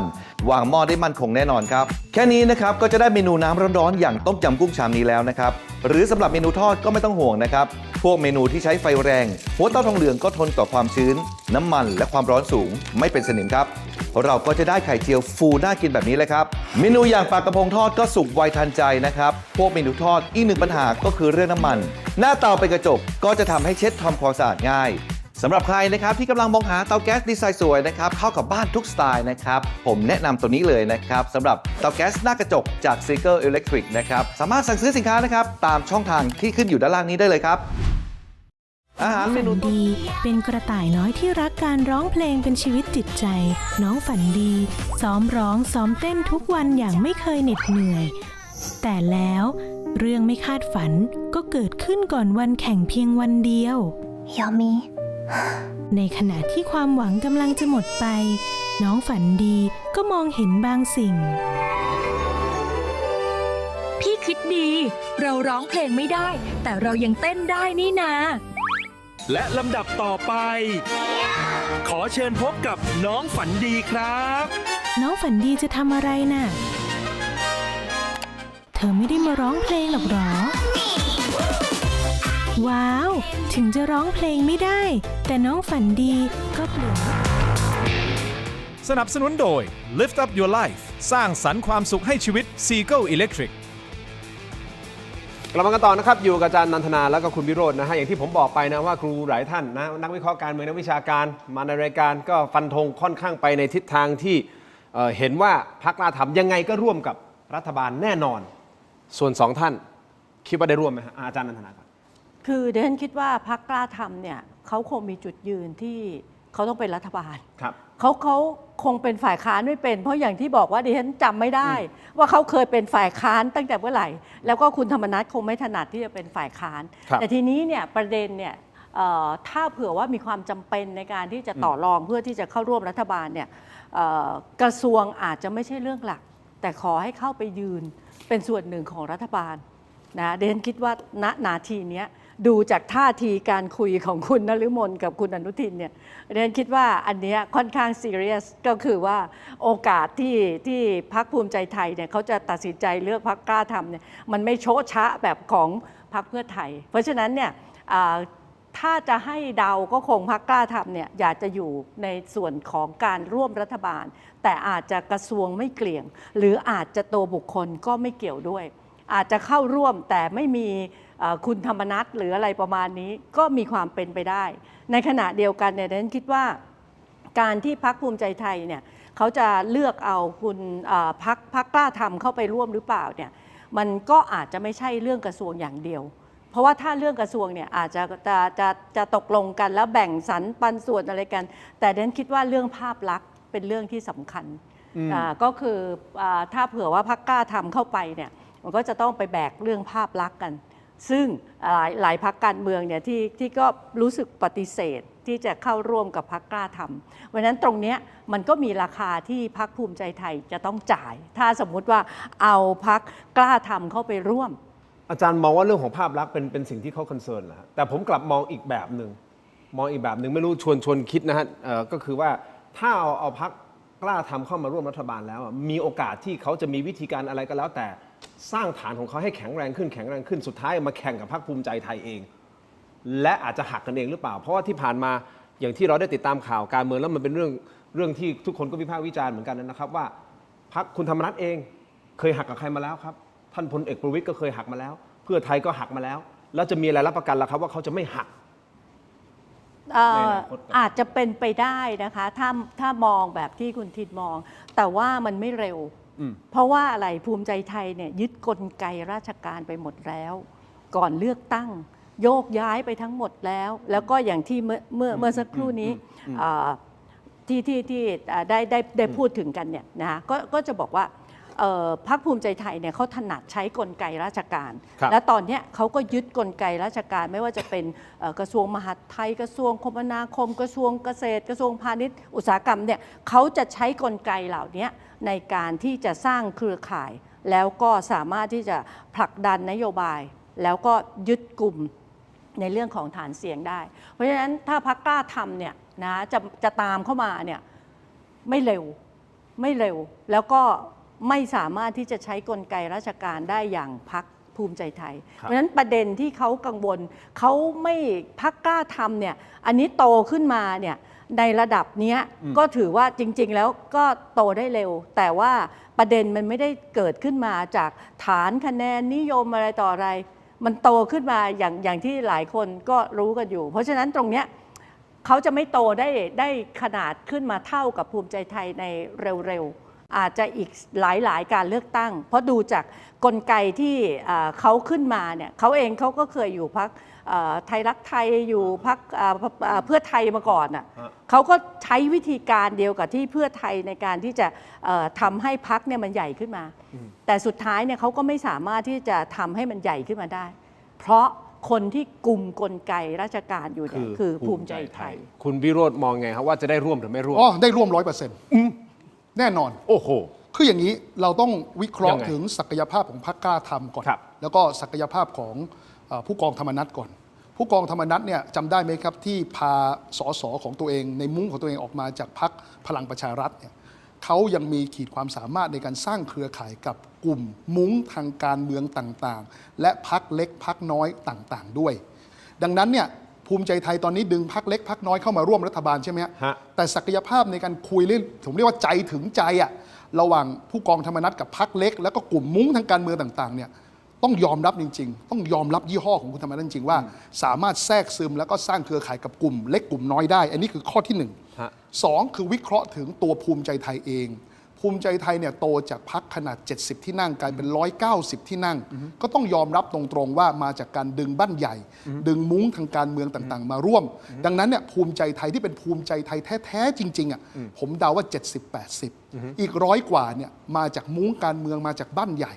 ซึ่งไอ้มุ้งการเมืองต่างๆนั้นไม่ใช่ภูมิใจไทยแท้ๆนะไม่ใช่ภูมิใจไทยแต่อ้อนแต่ออดแสดงว่าคุณกำลังจะบอกว่าภูมิใจไทยก็จริงๆแล้วก็ไม่ได้แข็งแรงอะไรขนาดนั้น ณวันนี้ พร้อมที่จะสามารถที่จะแตกได้ถูกต้องไหม แล้วมุ้งทางการเมืองต่างๆเนี่ยถามว่าคุณธรรมนัฐคุยไม่ได้เหรอมุ้งการเมือง โอเค ที่อยู่ในภูมิใจไทย คุณผู้ชมไปที่ออนไลน์ตอนนี้ฮะเวลาทีวีหมดลงแล้วนะครับไปที่เทโรดิจิทัลใน YouTube นะฮะ Facebook ในถกไม่เถียงไปพูดคุยกันต่อกับทั้งสองท่านนะครับมีประเด็นที่น่าสนใจคือคุณสรยุทธ์สุทัศนจินดาพิยุทธ์นะครับเขาบอกนะท่านบอกนะว่าได้ไปคุยกับผู้นำจิตวิญญาณของพรรคภูมิใจไทยเขาบอกเขาไม่อายนะที่จะลอกนโยบายต่างๆพรรคประชาชนมีนโยบายเท่าไหร่ฮะ200 กว่าไม่ต้องสนลอกอันไหนดีลอกแล้วก็ใส่คำว่า plus เข้าไปคุณรู้สึกยังไงติดตามต่อในออนไลน์สารทีวีครับขอบคุณทั้งสองท่านก่อนนะครับเจอกันในออนไลน์สวัสดีครับ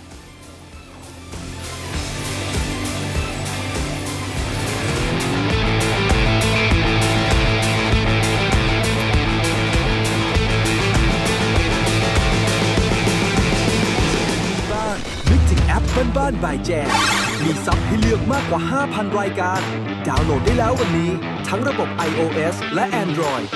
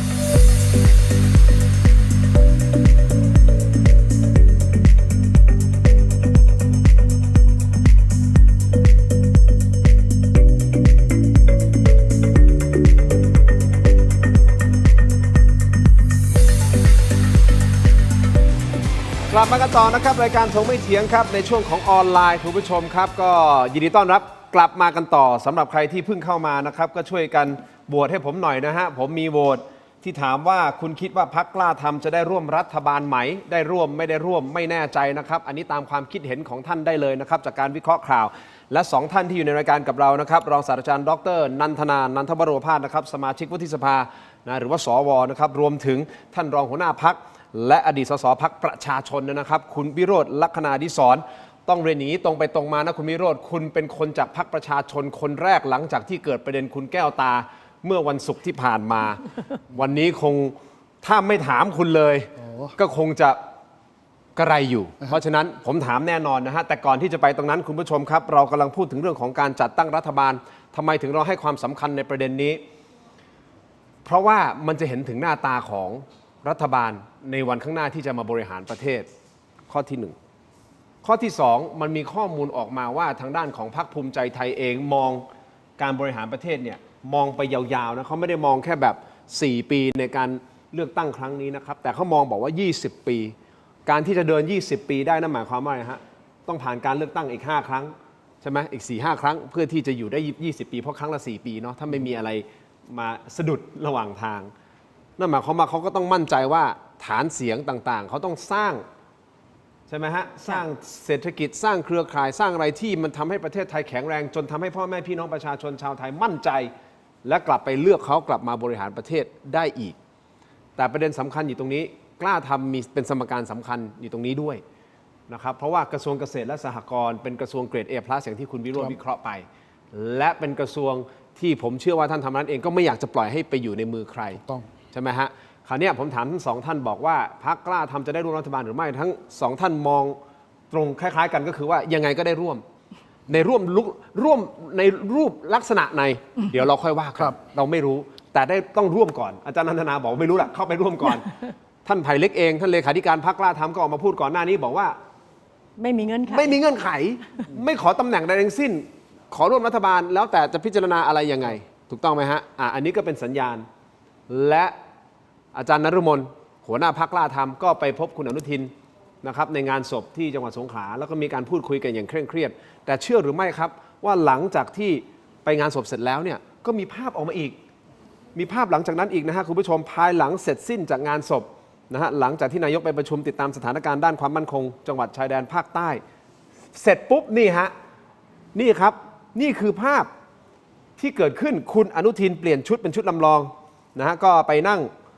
นะรับประทานอาหารแล้วก็ใส่แจ็คเก็ตที่มีโลโก้พรรคภูมิใจไทยนะครับโดยนายกรัฐมนตรีได้ชวนอาจารย์นฤมลคุณนฤมลมาร่วมรับประทานอาหารด้วยและเดินทางกลับพร้อมกันเนื่องจากก่อนหน้านี้ทั้งสองคณะแยกกันเดินทางมาเครื่องบินคนละลำบรรยากาศระหว่างรับประทานอาหารถ้าดูจากตรงนี้มันไม่เครียดเท่าที่งานศพนะถูกต้องไหมครับอาจจะพูดคุยกันอย่างสบายๆท่านอนุทินก็ออกปากแซวสื่อมวลชนด้วยว่าทำไมถึงไม่มาถ่ายภาพจะได้ไม่ต้องถามให้เป็นประเด็น เนี่ยฮะซึ่งวงรับประทานอาหารก็มีท่านอนุทินมีท่านนฤมลมีท่านนิพนธ์บุญญามณีนะท่านพิพัฒน์รัชกิจประการนะคุณพัฒนาพร้อมพัฒน์คุณวารุธศิลปะอาชานะครับยังมีท่านพลโทนรทิพย์นะครับแม่ทัพภาคที่4นะครับนี่ฮะเป็นภาพที่เกิดขึ้นไอ้ตรงนี้มันบ่งบอกอะไรบ้างเนี่ยคุยกันรู้เรื่องแล้วฮะก็อยากจะนั่งข้างกันแต่ดันมีคนมาขั้นกลางแต่ต่อให้ขั้นกลางยังไงเขาก็มีการตักมะระผัดไข่ให้กับคุณนฤมลนะท่านนายกก็มีการตักให้แล้วก็แอบขมไงฮะแอบขมไงมะระมันขมเนาะแอบขมไงมะระเนี่ยมะระผัดแม้ว่าจะอร่อยแต่ก็แอบขมนิดๆแต่ว่าอย่างไรก็ตามที่ผมบอกว่า 100% นะที่เมื่อกี้ผมวิเคราะห์ค้างไว้เนี่ยคือประชาธิปัตย์มีเสียงน้อยเกินไปคือ22เสียงถ้าเกิดผมจำไม่ผิดนะครับ22คือพอ193ของภูมิใจไทยบวกกับ22เนี่ยก็ได้แค่215ยังไม่ถึง250คานอำนาจแล้วก็ถ่วงดุลพรรคเพื่อไทยไม่ได้ในครม.ดังนั้นจึงมีความจำเป็นอย่างมากที่จะต้องใช้58เสียงของกล้าทำซึ่งถ้าได้กล้าทำก็จะได้พรรคเล็กด้วยเพราะศักยภาพของกล้าทำเนี่ยดิวพรรคเล็กเก่งมากนั่นหมายความถ้าเป็นอย่างที่คุณวิโรจน์พูดความหมายก็คือเข้ามาร่วมแหละแต่กระทรวงเกษตรไม่ได้จะไม่ได้แน่ๆใช่คำนี้ร่วมรัฐบาลแน่แต่ไม่ได้กระทรวงเกษตรแน่ๆต้องยอมถอยโอ้กระทรวงเกรด A บวกหลุดมือไปงานนี้เปรียบเทียบง่ายๆพรรคกล้าทำระหว่างได้กระทรวงอื่นแล้วไปตายเอาดาบหน้าเดี๋ยวรอปรับครม.กับถูกเตะออกมาเป็นฝ่ายค้านแล้วไม่ได้อะไรเลยแล้วทำงานฝ่ายค้านก็อาจจะไม่เป็นด้วยถูกไหมฮะดังนั้นเนี่ยมันไม่มีทางเลือกแล้วครับก็ต้องหาทางคือยอมฉันยอมทุกอย่างเพื่อจะได้ร่วมรัฐบาลอันนี้คือเข้าสิ่งที่อาจารย์นันทนาพูดเหมือนกันมีความเหมือนกันว่าเข้าไปร่วมก่อนเดี๋ยวค่อยว่ากันคือสำนวนไทยเขาบอกว่ากำขี้ดีกว่ากำตดอันนี้เป็นสำนวนไทยนะไม่ได้หยาบก็หมายความว่าคุณเป็นฝ่ายค้านก็ไม่สามารถที่จะเข้ามาสวมอำนาจรัฐได้เลยแล้วก็โอกาสที่จะกลับเข้ามาเนี่ยมันก็ไม่ได้ง่ายนะแล้วก็บทบาทที่ผ่านมาเราก็ได้เราไม่เคยเห็นคุณธรรมนัสเป็นฝ่ายค้านไงเพราะฉะนั้นตรงนี้ก็คิดว่าเขาอาจจะเป็นฝ่ายเข้าร่วมรัฐบาลแต่อาจจะไม่ได้อำนาจต่อรองเนี่ยแทบไม่มีเลยเพราะว่าที่คุณวิโรจน์วิเคราะห์เนี่ยตั้งแต่ต้นแล้วว่าที่เขาจับมือเพื่อไทยเนี่ย มันก็คือทำให้เห็นแล้วว่าอำนาจต่อรองมีสูงมากพรรคอื่นจะเข้ามาร่วมเนี่ยเชิญขอเข้ามาเขาไม่ไปติดต่อแล้ว เพราะว่าเขาปึกแล้ว อันนี้ก็คือที่เหลือเนี่ยเป็นฝ่ายเสริมเป็นกำลังเสริมไม่มีก็ได้ แต่มีก็ขอเข้ามาแล้วกันจะพิจารณา เพราะฉะนั้นตรงนี้ก็อำนาจต่อรองของพรรคกล้าทำเนี่ยมีอยู่ไม่มาก แต่ว่าเพื่อสถานะการเป็นรัฐบาลก็อาจจะเป็นก่อนที่ผมจะไปประเด็นที่คุณสรยุทธ์สุทัศนจินดานะฮะพี่ยุทธได้มีการออกมาให้ข้อมูลบอกว่าได้มีการพูดคุยกับผู้นำจิตวิญญาณของพรรคภูมิใจไทยเขาบอกเขาไม่อายเลยนะที่จะลอกนโยบายต่างๆของพรรคอื่นๆอย่างเช่นพรรคประชาชนคุณมีกี่นโยบายนะ200 นโยบายใช่ไหมเดี๋ยวไปสแกนดูเลยมีนโยบายไหนที่เข้าท่าและเอามาทำเขาบอกไม่สนไม่อายว่าเอามาลอกเลยแล้วก็ใส่ plus เข้าไปก็คือทำให้ดียิ่งขึ้นก่อนที่จะไปประเด็นนี้ผมถามคุณวิโรจน์ตรงๆถ้าสมมติเกิดพรรคกล้าทำไม่ได้ร่วมรัฐบาลพรรคประชาชนพร้อมที่จะเป็นฝ่ายค้านร่วมกับพรรคกล้าทำไหมครับเอาอย่างนี้ฮะเราพร้อมเป็นฝ่ายค้านกับทุกพรรคนะที่ไม่ได้ร่วมรัฐบาลดีกว่าเพราะสุดท้ายเราต้องทำงานแบบมืออาชีพในการถ่วงดุลและก็ตรวจสอบรัฐบาลคือคุณทินผมอธิบายอย่างนี้ฝ่ายค้านเนี่ยมันไม่ต้องไปรวมเสียงนะครับคือแค่รอว่าใครที่ไม่ได้ร่วมรัฐบาลก็ต้องมาเป็นฝ่ายค้านแล้วจะทำงานเข้าแบบเคมีเข้ากันได้หรือเปล่า ผมคิดว่าก่อนหน้านี้คุณไปโอ้โหเรื่องของพรรคประชาชนก็ตั้งคำถามเกี่ยวกับเรื่องของพรรคกล้าทำมาตลอดผมก็ต้องแสวงจุดร่วมแล้วก็สงวนจุดต่างถูกไหมฮะและผมว่าแต่ละพรรคการเมืองเนี่ยในหลายๆครั้งที่โหวตกฎหมายเนี่ยก็มีความเห็นเป็นของตัวเองด้วยนะครับดังนั้นเนี่ยผมคิดว่าก็ต้องตรวจสอบรัฐบาลร่วมกันแต่จุดยืนในการขับเคลื่อนงานนิติบัญญัติที่แตกต่างกันเราก็ต้องยืนหยัดในจุดยืนของเรานะครับเหมือนกันทำงานได้ครับผมคิดว่าถ้าเกิดปรากฏว่าเอาง่ายสมมติเป็นฝ่ายค้านยังอุตส่าห์จะตรวจสอบรัฐบาลยังตีกันอีกเนี่ยผมคิดว่ามันก็ยิ่งทำให้การตรวจสอบถ่วงดุลเนี่ยมันอ่อนแอแล้วมันก็เป็นการบ่อนทำลายระบบรัฐสภาด้วยคือเราก็ต้องสงวนท่าทีแหละนะครับในงานนิติบัญญัติอะไรที่เราไม่เห็นด้วยกับพรรคร่วมฝ่ายค้านเราก็ยืนในจุดยืนของเราแต่ในส่วนของการตรวจสอบรัฐบาลก็ต้องเข้มข้นทำงานร่วมกันโอเคอย่างนี้นะฮะไปประเด็นของคุณสรยุทธ์และคุณผู้ชมนะฮะที่ชมรายการอยู่ณตอนนี้นะครับสามารถที่จะมีสติ๊กเกอร์วันนี้เรามีสติ๊กเกอร์น่ารักนะฮะสมัครเข้ามาเป็นเทโรพรีเมียมของเราเทโรดิจิทัลพรีเมียมนะครับก็มีสติ๊กเกอร์น่ารักนะแล้วมีสติ๊กเกอร์ของคุณวิโรจน์กับอาจารย์นันทนาด้วยนะครับสมัครเข้ามานะฮะมาเป็นเทโรเมมเบอร์ของเทโรดิจิทัลที่เป็นพรีเมียมนะครับเราสามารถที่จะมีสัญลักษณ์ X อยู่หลังชื่อของท่านเวลาท่านคอมเมนต์เข้ามานะครับแล้วก็มีหลายท่านที่สมัครเข้ามาแล้วก็โดเนทเข้ามาด้วยนะครับขอบคุณมากๆนะครับต่อเนื่องได้เลยนะครับนี่เราในคอมเมนต์ช่องคอมเมนต์นะครับคุณผู้ชมต่อครับประเด็นของคุณสรยุทธ์สุทัศนจินดาพูดไว้น่าสนใจนะครับซึ่งพิยุทธ์เนี่ยบอกว่าได้ไปคุยกับผู้นำจิตวิญญาณของพรรคภูมิใจไทยเอางี้ประเด็นหลักๆที่พิยุทธ์พูดอยู่หลายข้อนะครับแต่ผมเอาหัวข้อหลักๆมาแล้วเดี๋ยวชวนทั้งสองท่านวิเคราะห์กันคุณผู้ชมฟังตามกันไปด้วยนะครับนี่นะฮะเขาบอกข้อที่1นะพรรคภูมิใจไทยไม่สนใจเรื่องของการถูกมองว่าลอกนโยบายโดยมีแนวคิดว่าอะไรดีก็หยิบมาทำแล้วเติมคำว่า plus เข้าไป อย่างเช่นคนละครึ่ง plus หรืออะไรก็แล้วแต่หยิบมาใส่คำว่า plus เข้าไปต่อท้ายเข้าไปเพราะฉะนั้นนโยบายดีๆของพรรคประชาชนกว่า200ข้อเนี่ยเขาก็จะสแกนเหมือนกันนะนโยบายดีๆอันไหนไม่อายที่จะหยิบมาแล้วก็ใส่คำว่า plus ข้อที่1ข้อที่2อันนี้น่าสนใจนะครับโมเดลการบริหารแบบคลัสเตอร์หรือว่ารวบตึงอำนาจภูมิใจไทยวางแผนบริหารราชการแผ่นดินรูปแบบใหม่เพื่อกระชับอำนาจแม้จะแบ่งกระทรวงให้พรรคร่วมแต่การกำกับดูแลฟังนะฮะยังอยู่ที่ภูมิใจไทยโดยมีรองนายกรัฐมนตรี3ท่านนะครับอันนี้ตามพี่ยุทธพูดนะฮะ3ท่าน1คุณสุปจี2คุณเศรษฐพุทธหลายคนคุณเศรษฐพุทธนี่ชื่อคล้ายๆนะท่านเศรษฐพุทธเคยเป็นอดีตผู้ว่าการแบงก์ชาตินะครับและอีกท่านหนึ่งคือคุณเอกนิติธันประภาสนะครับ3ท่านเข้ามาดูภารกิจด้านเศรษฐกิจแบบคลัสเตอร์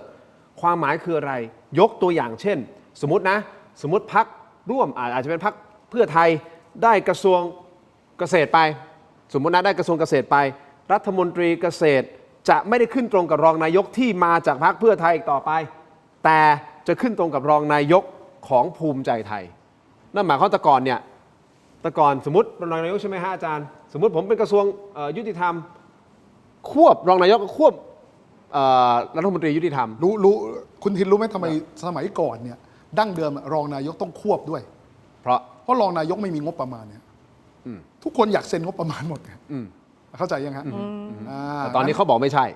แยกไปเพราะฉะนั้นเนี่ยสมมุติคุณได้เกษตรไปใช่ไหมพรรคเพื่อไทยได้เกษตรรัฐมนตรีเกษตรไปไม่ได้ขึ้นตรงกับรองนายกของเพื่อไทยนะแต่รองนายกของภูมิใจไทย3ท่านที่ดูแลด้านของเศรษฐกิจนะครับคุณผู้ชมนี่คือข้อที่2ข้อที่3รองนายก3ท่านนี้นะครับอันนี้น่าสนใจนะครับจะไม่มีรัฐมนตรีช่วยว่าการครับแต่ก่อนเราจะได้ยินใช่ไหมรัฐมนตรีช่วยว่าการกระทรวงเกษตรและสหกรณ์รัฐมนตรีว่าการช่วยการกระทรวงพาณิชย์นะรัฐมนตรีช่วยมหาดไทยแต่ตอนนี้จะไม่มีนะครับแต่จะใช้กรรมการผู้ช่วยรัฐมนตรีกรรมการผู้ช่วยรัฐมนตรีตั้งได้5คนซึ่งเป็นคนทำงานที่เขาเลือกมาเองนะฮะเพื่อความคล่องตัวในการทำงานข้อที่4ครับคุณผู้ชมภูมิใจไทยจะดูแลงานด้านความมั่นคงกระทรวงกลาโหมกระทรวงมหาดไทยกระทรวงยุติธรรมและอาจจะไปถึงกระทรวงการต่างประเทศด้วยนะครับโดยไม่แบ่งให้พรรคอื่นกระทรวงเศรษฐกิจหลักๆพาณิชย์คมนาคมท่องเที่ยวภูมิใจไทยดูแลเองทั้งหมดข้อที่5ครับคุณสุชาติชมกลิ่นไม้เบื่อไม้เมานะฮะกับคุณไอซ์รัชนกนะครับจะได้เป็นรัฐมนตรีแน่นอนแต่อาจจะไม่ใช่กระทรวงแรงงานเพื่อที่จะลดกระแสต้านจากสังคมมีโอกาสที่ท่านอาจจะดำรงตำแหน่งเป็นรัฐมนตรีกระทรวงทรัพยากรธรรมชาติและสิ่งแวดล้อมนะครับส่วนข้อที่6ครับพรรคภูมิใจไทยไม่ได้มองแค่การเป็นรัฐบาลในสมัยนี้แต่เป็นการคิดไปถึงการเลือกตั้งในครั้งต่อๆไปครั้งต่อๆไปโดยมีเป้าหมายยืนระยะยาวยืนให้ยาวได้อย่างน้อยๆ20 ปีเพราะเขาบอกว่าครั้งนี้ในการได้มาเป็นแกนนำจัดตั้งรัฐบาลที่มีเสียงข้างมากและมีความมั่นคงสูงแบบนี้มันไม่ใช่แบบว่าวันนี้มันไม่ใช่มาง่ายๆกว่าจะมาถึงวันนี้ได้เพราะฉะนั้นเขาจะต้องอยู่อย่างมั่นคงและยืนยาวไปแล้วก็ใช้นะการบริหารราชการแผ่นดินผลักดันกฎหมายและสร้างผลงานให้เป็นเนื้อเป็นหนังอยู่ไปยาวๆ20 ปีนี่คือสรุปโดยรวมที่คุณสรยุทธ์พูดเอาไว้คุณวิโรจน์ครับนโยบายเขาไม่อายที่จะเติม plus เข้าไปในนโยบายของพรรคประชาชนถ้ามีนโยบายที่เข้าตาของเขาคุณมองเป็นยังไงครับก็ผมก็ยืนยันว่าอะไรที่เป็นประโยชน์กับประชาชนเนี่ยเราก็ใจกว้างแล้วก็ทำได้เลยนะครับคือไม่ต้องมานั่งแบ่งว่านี่เป็นของใครของเขาอีกแล้วนะครับผมคิดว่าอะไรที่เป็นประโยชน์กับประชาชนเนี่ยเป็นประโยชน์ต่อความเป็นอยู่ที่ดีขึ้นเป็นโอกาสที่จะทำให้ประชาชนเนี่ยมีคุณภาพชีวิตที่ดีขึ้นเนี่ยทำได้เลยแต่ว่ามันก็สะท้อนอย่างหนึ่งนะฮะว่าสิ่งที่เราพยายามบอกกับประชาชนเสมอว่าพรรคประชาชนเราพยายามคิดนโยบายเนี่ยเป็นอย่างดีมีการเล่นตัวเลขงบประมาณว่าทุกนโยบายเนี่ยทำได้จริงตามกรอบนโยบายเนี่ยก็แสดงว่าเป็นเรื่องจริงนะครับแต่ว่าเราก็ไม่ได้หวงหรอกครับก็คิดว่าอะไรที่เป็นประโยชน์ก็ทำได้เลยนะครับและที่ผ่านมาเราก็ไม่ได้หวงอยู่แล้วอย่างกรณีสุราก้าวหน้าถูกไหมแม้ว่าสุดท้ายแล้วคุณเท่าพิภพเนี่ยนะร่างคุณเท่าพิภพจะไม่ผ่านก็ตามเนี่ยแต่ผมเชื่อว่าประชาชนก็จะจำได้แหละว่าผู้ริเริ่มนโยบายเนี่ยมันเป็นใครแล้วก็เกิดประโยชน์ผลโทษเป็นอย่างไรหรือกรณีการสร้างการยอมรับนะครับของความหลากหลายทางเพศเนี่ยผมว่าประชาชนก็ทุกคนก็รู้ดีอยู่แล้วว่าพรรคอนาคตใหม่คือผู้ริเริ่มใช่ไหมครับแม้ว่าสุดท้ายแล้วเนี่ยการมีหลายพรรคการเมืองเข้ามาร่วมด้วยช่วยกันเนี่ยผมมองว่าเป็นเรื่องดีเพราะว่าลำพังแค่พรรคการเมืองพรรคนึงเนี่ยมันดำเนินการอะไรสร้างการเปลี่ยนแปลงเชิงบวกให้กับสังคมไม่ได้หรอกครับดังนั้นเนี่ยสังเกตว่าพรรคของเราเนี่ยไม่เคยหวงเลยจริงๆเราพยายามดึงทุกพรรคมามีส่วนร่วมด้วยโดยเฉพาะงานกฎหมายนะถ้าเกิดเราหวงนะมือมันไม่พอหรอกครับที่จะผลักดันให้กฎหมายที่ดีกฎหมายฉบับหนึ่งมันผ่านไปได้ดังนั้นการมีหลายพรรคการเมืองหรือฝ่ายรัฐบาลมาเห็นด้วยเนี่ยผมว่าเป็นเรื่องที่น่ายินดีทำได้เลยแล้วการที่เขาวางแผนว่าจะอยู่ยาว20 ปีมันสร้างความกังวลอะไรยังไงให้กับพรรคประชาชนหรือไม่ครับจริงๆผมว่าทุกพรรคการเมืองก็พยายามที่จะวางโครงสร้างเพื่อให้สามารถขับเคลื่อนนโยบายได้ในระยะยาวอยู่แล้วไม่ใช่แค่พรรคภูมิใจไทยผมว่าพรรคเพื่อไทยเองก็คิดพรรคประชาชนเองก็คิดถูกไหมแต่สุดท้ายมันก็อยู่ที่ผลงานที่ทำให้กับพี่น้องประชาชนถูกไหมสมมุติว่าถ้าพรรคภูมิใจไทยรัฐบาลพรรคภูมิใจไทยเนี่ยสามารถสร้างความอยู่ดีกินดีสร้างความเป็นอยู่ที่ดีและก็ได้รับการตอบรับที่ดีจากภาคประชาชนจะเลือกให้เขากลับมาเป็นรัฐบาลใหม่รัฐบาลอีกมันก็เป็นความชอบธรรมของเขานี่ทุกอย่างก็เป็นไปตามกติกาแต่สุดท้ายมันอยู่ที่ผลงานเนี่ยแต่ว่าผมพยายามคิดว่าเขาพยายามวางโครงสร้างไม่ว่าจะบอกว่าไม่มีรัฐมนตรีช่วยแล้วสมัยก่อนเขาชอบส่งรัฐมนตรีช่วยไปเกาะรัฐมนตรีว่าการเพื่อเอาคนของตัวเองเนี่ยเหมือนว่าไปดึงชายเสื้อสูทรัฐมนตรีของพรรคอื่นหน่อยแต่ ในความเป็นจริงเนี่ยตัวรัฐมนตรีว่าการเนี่ยเขาสามารถแบ่งงานได้ใช่ไหมเขาก็แบ่งงานกรมเล็กกรมน้อยให้กับตัวรัฐมนตรีช่วยให้ไม่มีอำนาจมาวอลแวร์กับเขาแต่ตอนนี้เขาบอกจะเปลี่ยนเป็นคณะกรรมการผู้ช่วยรัฐมนตรีใช่ไหมก็เขาพยายามวางโครงสร้างเพื่อลดทอนอำนาจการต่อรองของพรรคร่วมรัฐบาลซึ่งเขาก็มีสิทธิ์จะคิดเพราะที่ผ่านมาต้องยอมรับนะครับการต่อรองเนี่ยที่น่าปวดหัวต่างๆเนี่ยที่ไม่ได้เอาผลประโยชน์ของประชาชนมาเป็นที่ตั้งเลยอ่ะแต่ใช้การแลกเปลี่ยนผลประโยชน์เนี่ยใช้การข่มขู่มันทำให้รัฐนาวามันไม่มีความเข้มแข็งในการเดินนโยบายเลยถามว่าผมเห็นด้วยกับโครงสร้างที่เขาวางในเชิงหลักการไหมผมก็เห็นด้วยอยู่ในทีแต่วิธีการคงต้องดูในรายละเอียดว่าเป็นการบั่นทอนนะครับเอกสิทธิ์นะครับนะของพรรคร่วมรัฐบาลหรือไม่นะครับเป็นการไปลดทอนเพื่อทำลายความชอบธรรมต่างๆในการที่จะค้านของพรรคร่วมรัฐบาลหรือไม่อันนี้ต้องไปดูอีกทีนึงแต่ว่าต้องยอมรับว่าที่ผ่านมาเนี่ยการต่อรองแลกเปลี่ยนผลประโยชน์การข่มขู่กันในครม.เนี่ยมันมีผลอย่างมากที่ทำให้รัฐบาลมันดำเนินนโยบายไม่ได้แล้วตัวนายกรัฐมนตรีเองก็ต้องทำตัวเป็นหนังหน้าไฟคือเรื่องเลวร้ายต่างๆบางทีฉันไม่ได้มีส่วนร่วมเลยฉันไม่ได้มีส่วนได้ประโยชน์เลยแต่ว่าฉันก็ต้องเป็นหนังหน้าไฟที่ถูกโจมตีถูกเผาอยู่เรื่อยไปผมก็เข้าใจก่อนที่จะไปที่อาจารย์นันทนาอีกหนึ่งคำถามเรื่องของการบริหารแบบคลัสเตอร์ที่ผมอธิบายไปก็คือแยกกันไปคุณอาจจะได้กระทรวงนี้กระทรวงนี้แต่สุดท้ายคุณต้องรายงานกลับมาที่รองนายกของภูมิใจไทยมันเป็นการรวบตึงอำนาจทั้งหมดอยู่ที่ภูมิใจไทยคุณมองการบริหารก็ผมบอกว่าก็หนึ่งก็คือเป็นการลดทอนอำนาจการต่อรองของซึ่งมันจะดีหรือไม่ก็ต้องดูบทบาทว่าเขารวบตึงเนี่ยเพื่ออะไรถ้าเกิดเป็นการรวบเพื่อการขับเคลื่อนนโยบายที่ได้แถลงเอาไว้ต่อรัฐสภาแถลงเอาไว้กับประชาชนโดยที่ไม่มีนอกมีในนะครับผมว่าก็เป็นความชอบธรรมที่เขาจะทำเพราะว่าไม่อย่างนั้นเนี่ยแต่ละกระทรวงมันต่างคนต่างทำต่างคนต่างผลาญงบประมาณอย่างนี้มันก็ไม่เกิดประโยชน์โอเคอำนาจในการตัดสินใจเชิงงบประมาณในเชิงโครงการให้รัฐมนตรีแต่ทิศทางเนี่ยในการขับเคลื่อนนโยบายเนี่ยต้องให้รองนายกรัฐมนตรีซึ่งตรงเนี้ยก็วิธีคิดในทีเนี่ยในบางกรณีในบางที่ก็คล้ายกันกับของพรรคประชาชนตรงที่ว่ารองนายกเราจะไม่ควบกระทรวงแต่เราจะทำหน้าที่เป็นเหมือนกับคอยเชื่อมกระทรวงต่างๆที่ต้องทำงานร่วมกันในการขับเคลื่อนนโยบายให้เป็นไปในทางเดียวกันไม่ให้ขัดแย้งกันเองอย่างเช่นเอาง่ายกระทรวงเกษตรกระทรวงทรัพย์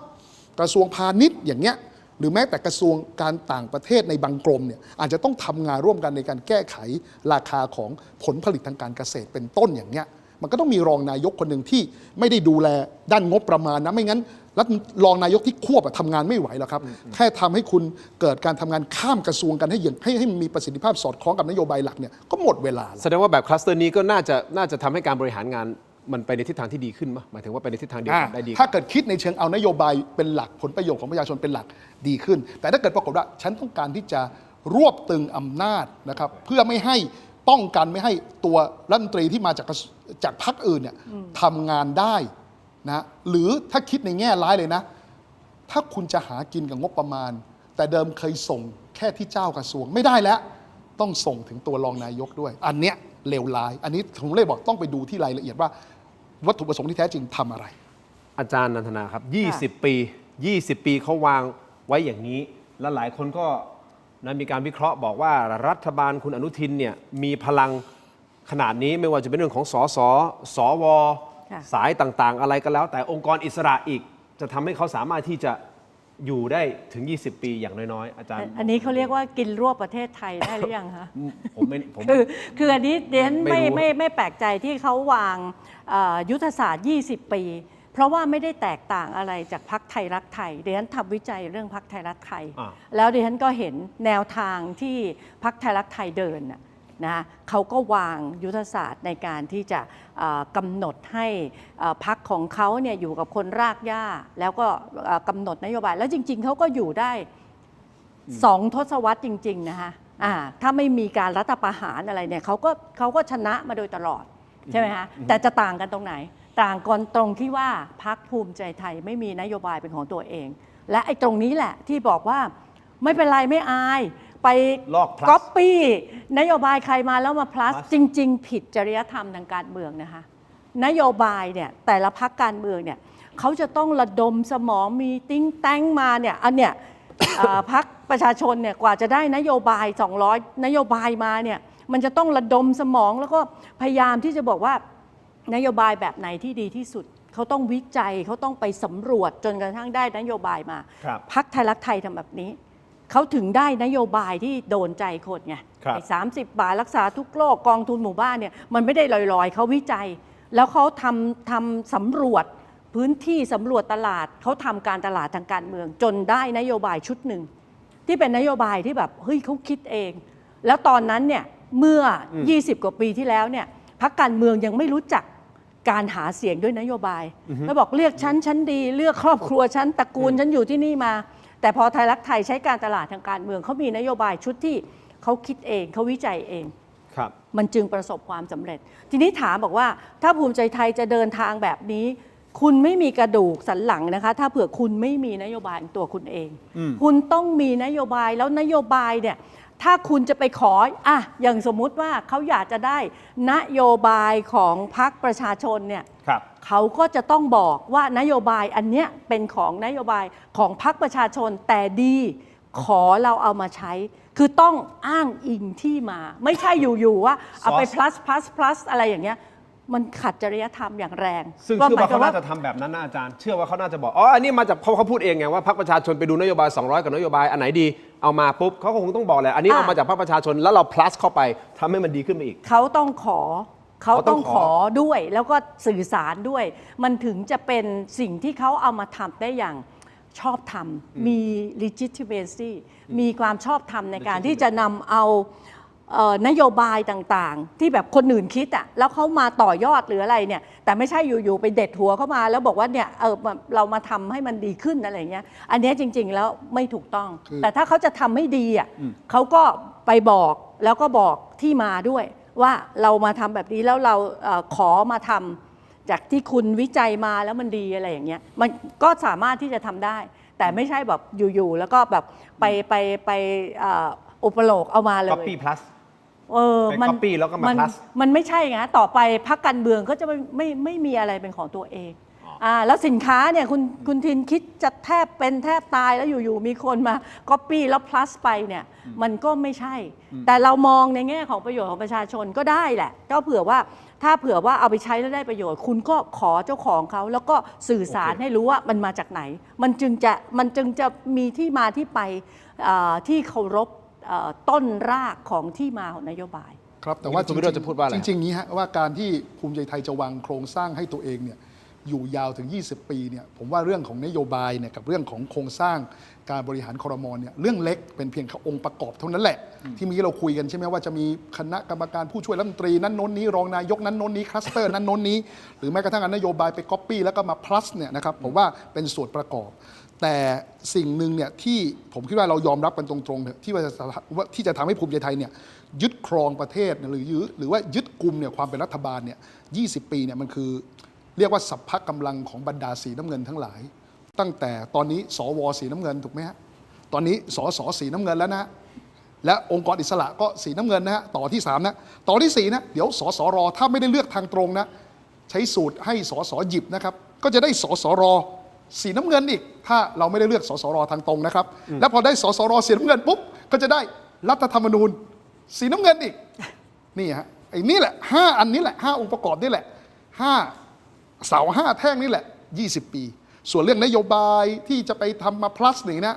หรือโครงสร้างการบริหารครม.ผมว่าเป็นองค์ประกอบผมเรียกว่า5+2ดีกว่า5+2สูตร5+2ก็5เสาหลังเนี่ยสวสีน้ำเงินสสสีน้ำเงินองค์กรอิสระสีน้ำเงินสสรสีน้ำเงินรัฐธรรมนูญสีน้ำเงิน5แล้วบวกอีก2ก็คือ2นี่จิ๊บๆนะคือนโยบายที่ไปเอาของพรรคอื่นมาแล้วก็มา plus แล้วก็การรูปแบบการบริหารครม.ก็เป็นส่วนเสริมอีก2เรื่องเท่านั้นแหละเมื่อกี้อาจารย์เหมือนอาจารย์ธนาจะพูดประเด็นเสริมไหมฮะหรือซึ่งอันนี้อันตรายนะคะถ้าเผื่อว่าเมื่อกี้นี้ที่คุณวิโรจน์บอกว่าองค์กรอิสระสีน้ำเงินองค์กรอิสระถ้ามันมีสีมันก็ไม่อิสระแล้วและนี่ก็คือปัญหาไงการเลือกตั้งของเราที่ยังไม่สามารถที่จะเสด็จน้ำได้ทุกวันนี้เนี่ยก็เพราะว่ากกต.เป็นคนจัดการเลือกตั้งกกต.ที่เราเรียกว่าองค์กรอิสระแต่ว่าจัดการเลือกตั้งอย่างนี้แล้วก็ในเรื่องของการวินิจฉัยที่มาของสวแล้วมันก็ไม่สามารถที่จะทำให้การตรวจสอบที่มาเนี่ยชัดเจน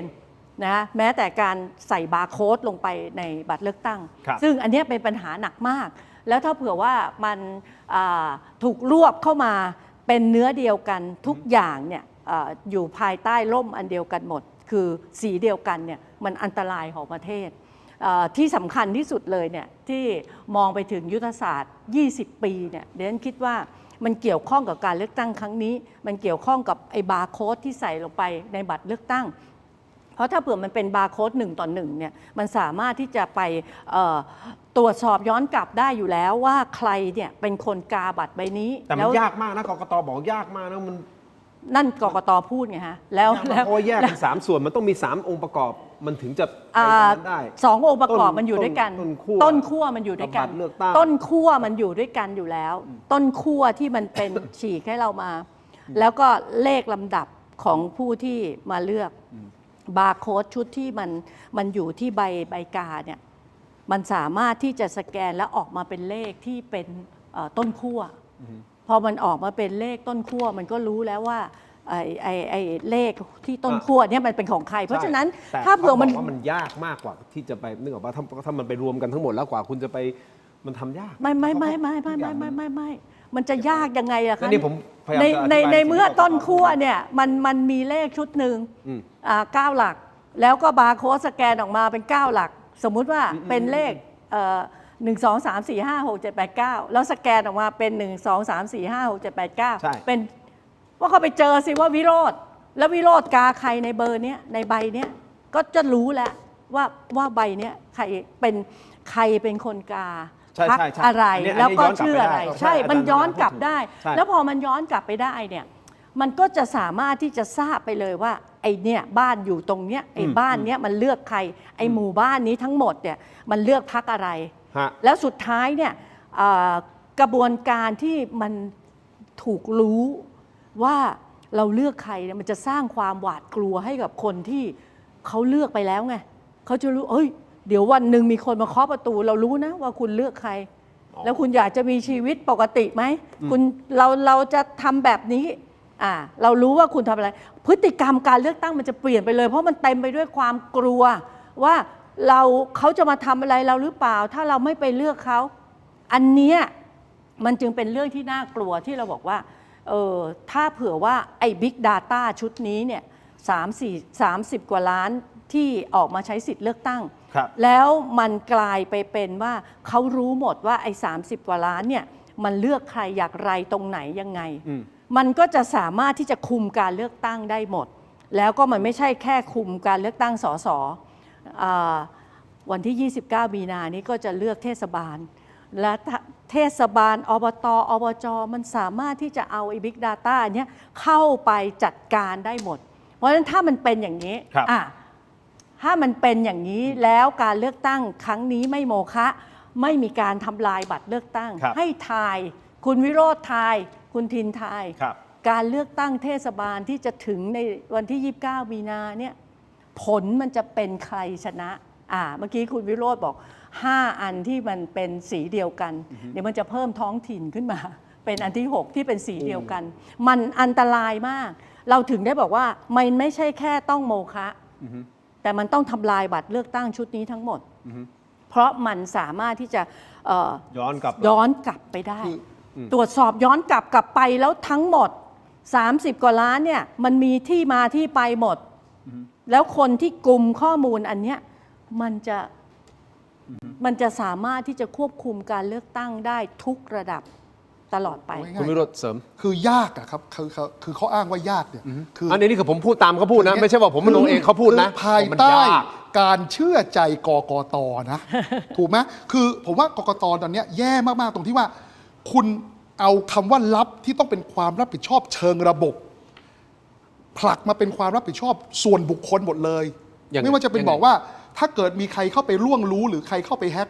คนนั้นก็กระทำความผิดถ้ากกตเก็บตามระเบียบแล้วกกตก็ถือว่าไม่ผิดอย่างเงี้ยคุณผลักให้เป็นความรับผิดของคนหนึ่งได้ยังไงหรือล่าสุดผอกกตจังหวัดหนึ่งมาบอกว่าถ้าเกิดข้อมูลในจังหวัดเขารั่วเขาจะลาออกแล้วผมถามแล้วถ้าจังหวัดอื่นรั่ว เขาจะต้องลาออกตามคุณไหมเพราะคนอื่นเขาไม่ได้ท้าทายนี่หรือถ้าเกิดเขาไปรั่วภายในจังหวัดของคุณเนี่ยเกิดอีก2 ปีเขารั่วเนี่ยนะหรืออีกปีกว่าเขารั่วแล้วคุณย้ายไปแล้วเนี่ยคุณต้องลาออกไหมคือมันไม่ใช่ความรับผิดส่วนบุคคลนะครับมันเป็นความรับผิดเชิงระบบที่กกตในฐานะองค์กรต้องรับผิดชอบต่อสาธารณะไงครับนี่ฮะที่บอกว่ามันอันตรายมากต่อมา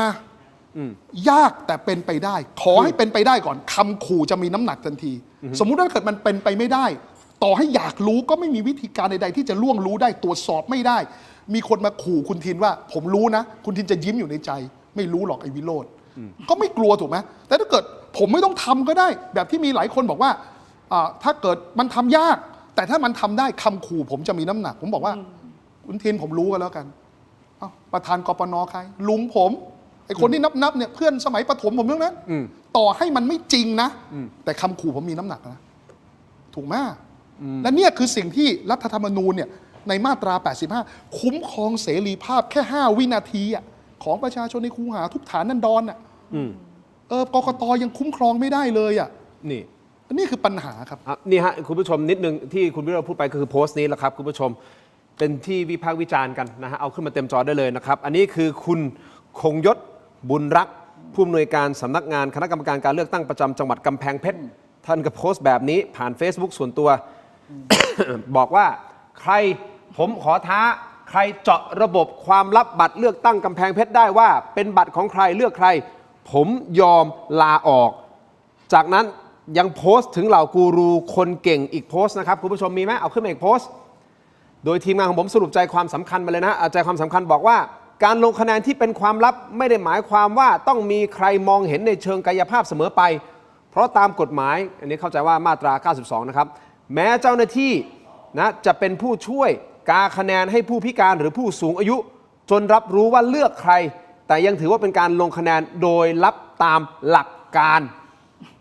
โอ้เรือหายแล้วก็เขียนอย่างนี้ไงถ้าเกิดพอมาตรา 92 ไงโพสต์แบบนี้นะว่าก็เขาโพสต์อันนี้เขาโพสต์จริงปะล่ะเอาขึ้นมาอีกทีนึงโพสต์เนี่ยเรือหายแล้วนะครับการเลือกตั้งโดยตรงเนี่ย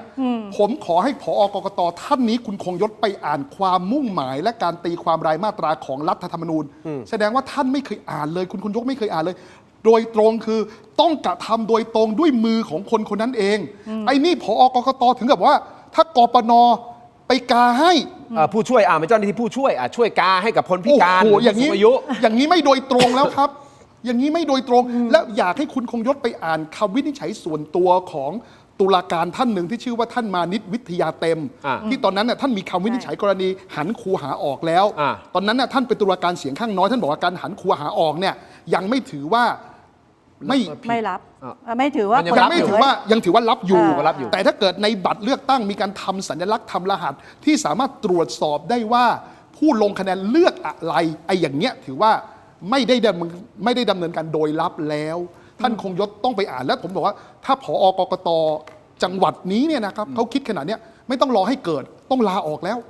ถ้ามีทัศนคติอย่างนี้นะต้องลาออกแล้วและผมถือว่าประธานกกต.ต้องเรียกสอบแล้วครับเนี่ยคือบ่อนทำลายเกียรติภูมิและเกียรติยศศักดิ์ศรีขององค์กรกกต.เอง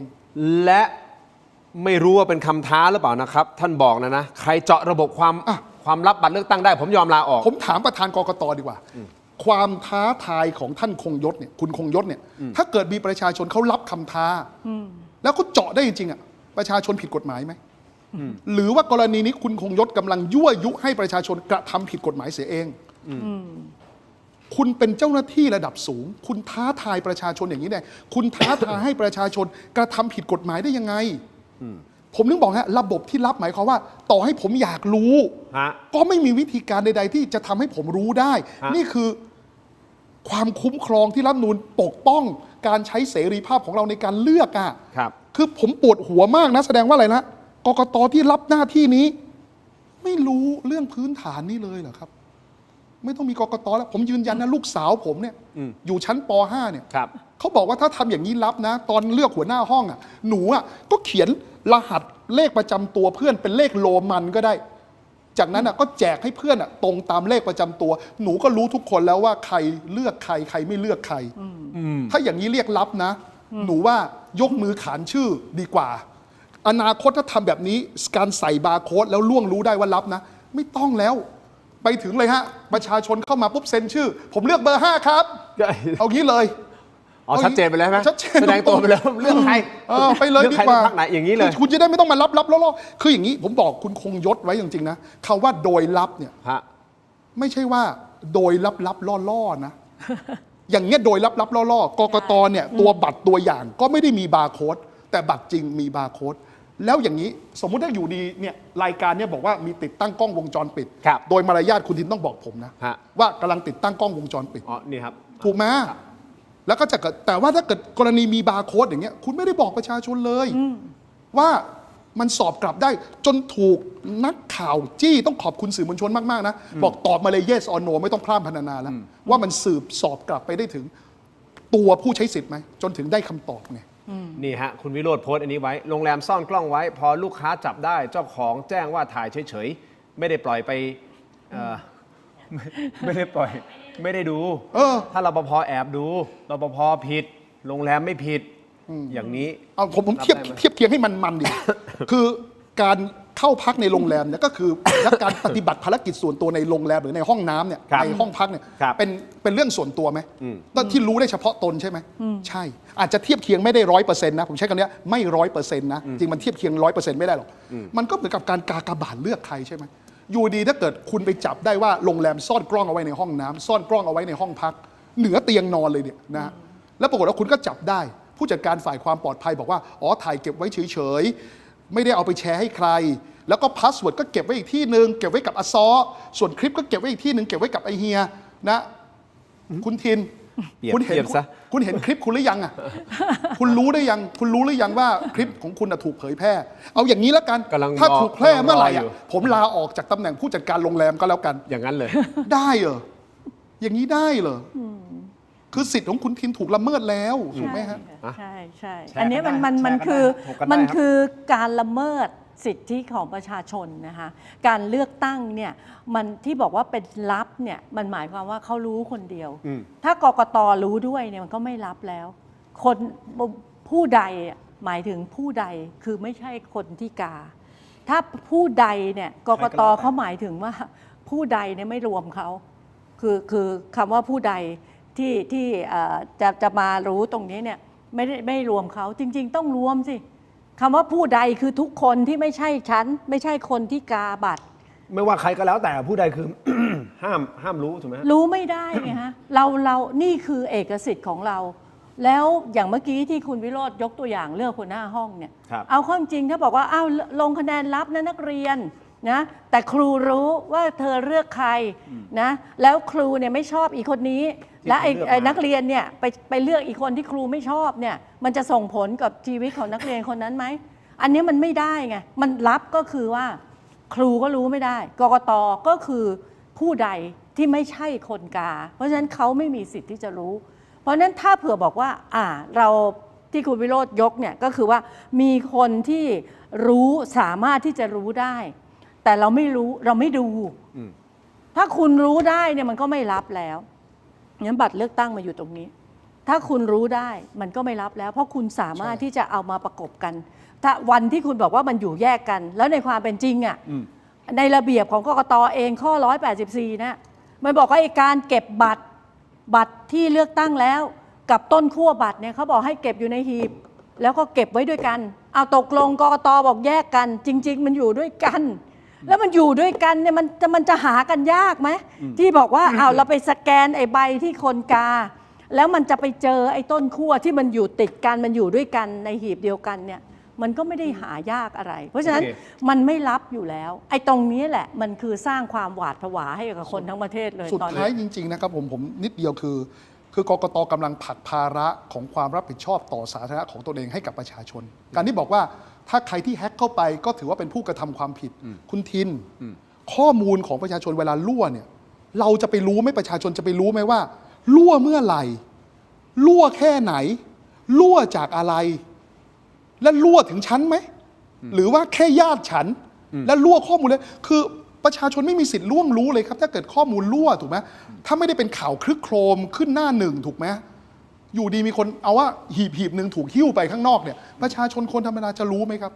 ไม่รู้แล้วบอกให้เชื่อใจกกตมีระบบออดิตอะไรไหมก็ไม่มี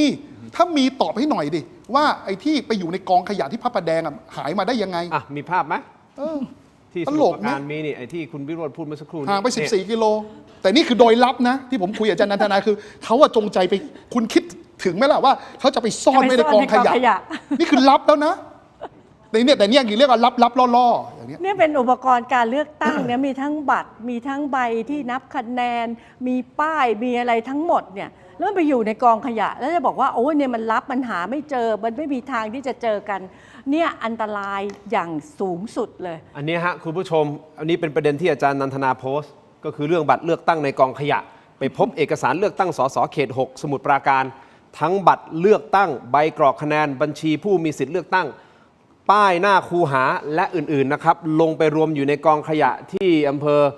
พระสมุทรเจดีย์จังหวัดสมุทรปราการทั้งที่ผ่านการเลือกตั้งมาแล้ว10 วันและกกตยังนับคะแนนไม่เสร็จนะฮะคุณผู้ชมอาจารย์ก็เลยโพสต์ใช่ไหมครับซึ่งล่าสุดนะในประเด็นนี้เมื่อวานนี้ทางกกตก็ออกมาชี้แจงแล้วนะครับมีเป็น press release ออกมาโดยยืนยันว่าเอกสารดังกล่าวผ่านกระบวนการนับคะแนนเสร็จสิ้นสมบูรณ์ไปแล้วจึงไม่มีผลกระทบต่อคะแนนหรือความโปร่งใสของการเลือกตั้งส่วนสาเหตุที่เอกสารไปโผล่ที่บ่อขยะทั้งที่อยู่ในช่วงของการจัดเก็บนั้นกกตกำลังเร่งตรวจสอบว่าเกิดขึ้นได้อย่างไรคิดเห็นอย่างไรนี่เป็นอุปกรณ์การเลือกตั้งแล้วคุณยังไม่ได้ประกาศผลการเลือกตั้งอย่างเป็นทางการแต่มันไปอยู่ในถังขยะแล้วก็แปลว่ามันมีชุดจริงกับมันมีชุดที่ไม่จริงเหรอแล้วที่กปนเขาใส่เลขใส่อะไรต่ออะไรนับนี่มันไม่จริงแล้วเขตนี้เป็นเขตที่มีปัญหาใช่ไหมฮะกำลังร้องเรียนอยู่ว่าให้มีการนับคะแนนใหม่เพราะมันเขย่งไม่ใช่เหรอฮะอย่างนี้อาจารย์พูดถึงการนับคะแนนใหม่นะฮะคุณผู้ชมขอเพิ่มเติมข้อมูลนิดนึงแล้วกันนะฮะทีมงานของเราทำมานะครับคุณผู้ชมอย่างนี้ฮะคณะกรรมการการเลือกตั้งมีมติให้นับคะแนนใหม่ทั้งหมด8 แห่งด้วยกันและออกเสียงลงคะแนนใหม่จำนวน1 แห่งนะครับการนับคะแนนออกเสียงประชามติจำนวน1 แห่งนะครับก็คือจะเกิดขึ้นในวันที่ 22 กุมภาพันธ์ 10 นาฬิกานะฮะสถานที่ออกเสียงเดิมก็คือหน่วยออกเสียงประชามติที่ 10เขตออกเสียงประชามติที่ 15แขวงคันนายาวเขตคันนายาวกรุงเทพมหานครนะครับอันนี้คือการนับคะแนนออกเสียงประชามติใหม่นะครับส่วนการนับคะแนนเลือกตั้งใหม่สสแบบบัญชีรายชื่อมีทั้งหมด7 แห่งด้วยกันนะครับอันนี้ยังไม่ได้กำหนดวันนะฮะมีที่ไหนบ้างจังหวัดประจวบคีรีขันธ์เขตเลือกตั้งที่1อำเภอ300 ยอดหน่วยเลือกตั้งที่2ตำบลไร่ใหม่นะฮะจังหวัดประจวบคีรีขันธ์เขตเลือกตั้งที่1อำเภอ300 ยอดหน่วยเลือกตั้งที่8ตำบล300 ยอดต่อกันที่จังหวัดเพชรบูรณ์เขตเลือกตั้งที่1อำเภอเมืองเพชรนะหน่วยเลือกตั้งที่1ตำบลนายมต่อกันที่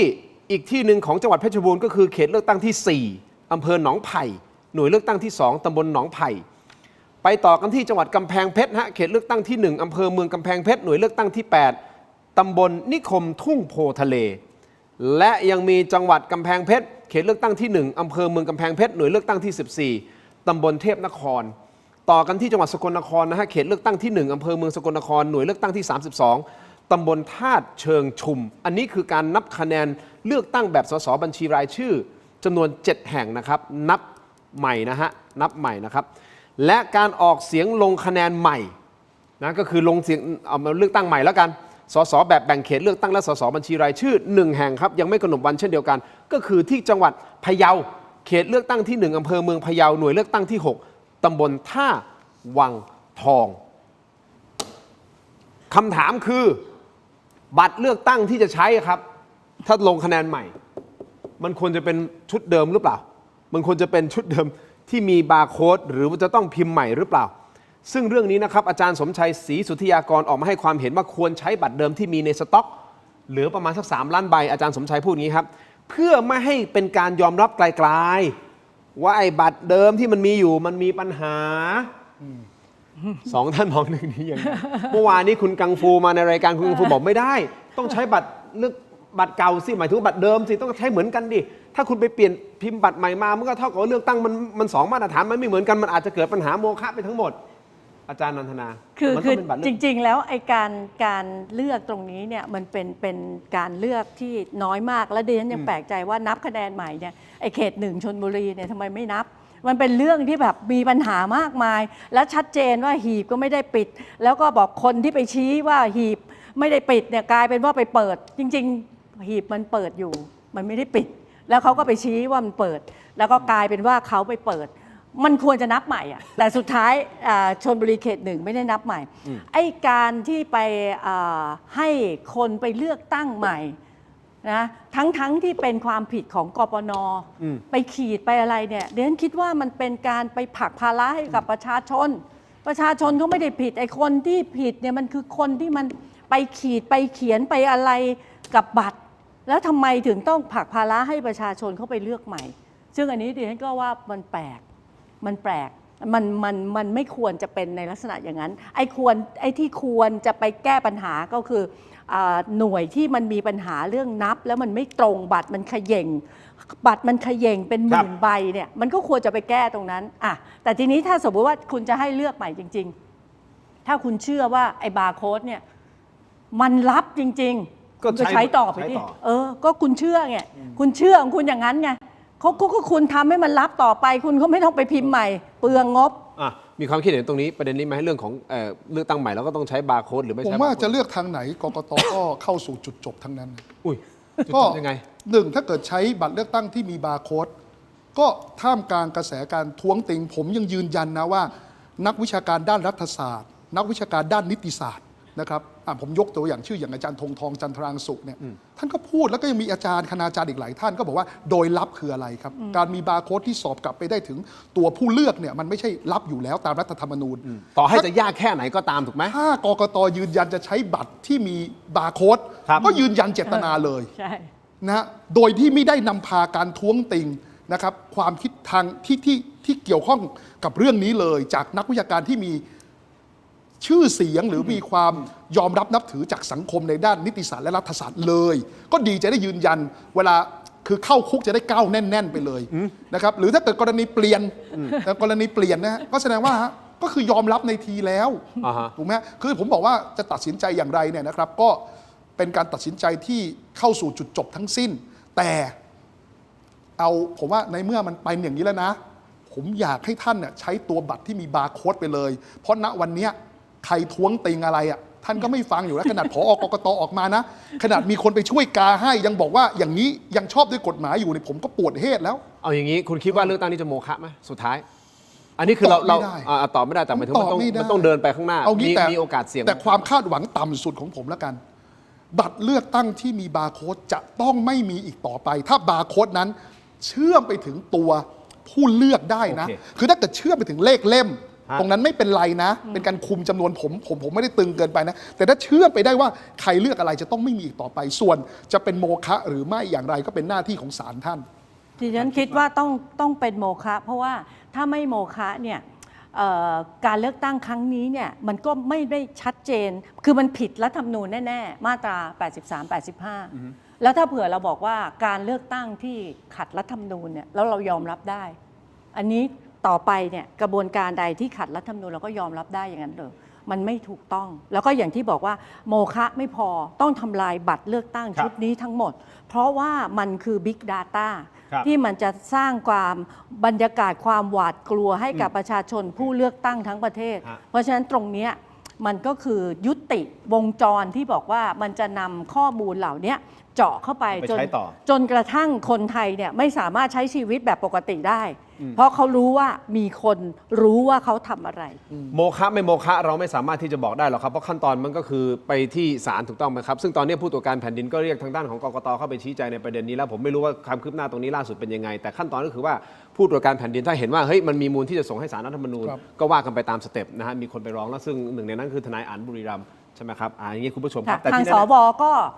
ก็รวบรวมรายชื่ออยู่เพื่อที่จะยื่นให้ศาลรัฐธรรมนูญเนี่ยวินิจฉัยว่าการเลือกตั้งครั้งนี้มันขัดรัฐธรรมนูญหรือไม่แต่ที่สำคัญก็ควรจะยกเลิกไหมแต่ที่สำคัญอาจารย์ธนพรศรียากูลเมื่อวานนี้มาอยู่ในรายการบอกเลยนะครับออกรายการถกไปเถียงบอกว่าใครที่คิดว่าการเลือกตั้งครั้งนี้จะกลายเป็นโมฆะเป็นเรื่องเพ้อเจ้อและไปไม่ถึงและอาจารย์ได้ตั้งคำถามกลางรายการนั้นนะฮะถามผมด้วยนะถามคุณโทนเลยบอกว่ายุคนี้ใครใหญ่ให้มันรู้ซะบ้างอย่างไรก็ดีอาจารย์ธนพรทิ้งท้ายว่าผมตายไป10 ชาติเกิดมารวยในชาติสุดท้ายชาติที่11 เป็นมหาเศรษฐียังง่ายกว่าทำให้การเลือกตั้งครั้งนี้เป็นโมฆะนี่คืออาจารย์ธนพรพูดไว้ในรายการเมื่อวานนี้อ่ะก็คงต้องดูกันต่อไปอย่างที่คุณวิโรจน์บอกเราไม่สามารถที่จะไปตัดสินได้ว่าโมฆะเป็นโมฆะต้องอยู่ที่กระบวนการศาลท่านก็ว่าไปนะครับแต่ที่แน่ๆคุณผู้ชมครับมีประเด็นที่คุณวิโรจน์มีความคิดเห็นเกี่ยวกับประเด็นนี้เยอะเลยนะฮะเพิ่มเติมนิดนึงแล้วกันขนาดประเด็นที่จังหวัดกำแพงเพชรคุณวิโรจน์ยังรู้สึกขนาดนั้นท่านนี้ฮะรองผู้ว่าจังหวัดนครราชสีมาคุณมนัสสุวรรณรินทร์มีการโพสต์ Facebook แบบยาวเหยียดนะฮะเกี่ยวกับการเลือกตั้งบัตรเลือกตั้งนี้นะครับโดยทีมงานของผมสรุปใจความสำคัญของโพสต์มาแล้วนะครับโดยสรุปใจความอย่างนี้ครับบอกว่าการมีบาร์โค้ดไม่ได้ทำให้รู้ว่าใครเลือกใครฟังนะฮะคุณผู้ชมการสแกนบาร์โค้ดไม่สามารถระบุตัวตนผู้ลงคะแนนได้ในทันทีเหมือนที่หลายคนเข้าใจซึ่งท่านยังบอกอีกว่ามีทั้งคนรุ่นเก่ารุ่นใหม่นักวิชาการนักกฎหมายอินฟลูสสอบตกคนมีชื่อเสียงทางสังคมฉกฉวยโอกาสเรื่องนี้พยายามชี้นำสังคมให้เข้าใจผิดว่าการมีบาร์โค้ดจะทำให้การเลือกตั้งเป็นโมฆะและท่านรองผู้ว่านะครับท่านยังทิ้งท้ายในโพสต์ไว้อีกว่าหยุดดราม่ากันเถอะครับ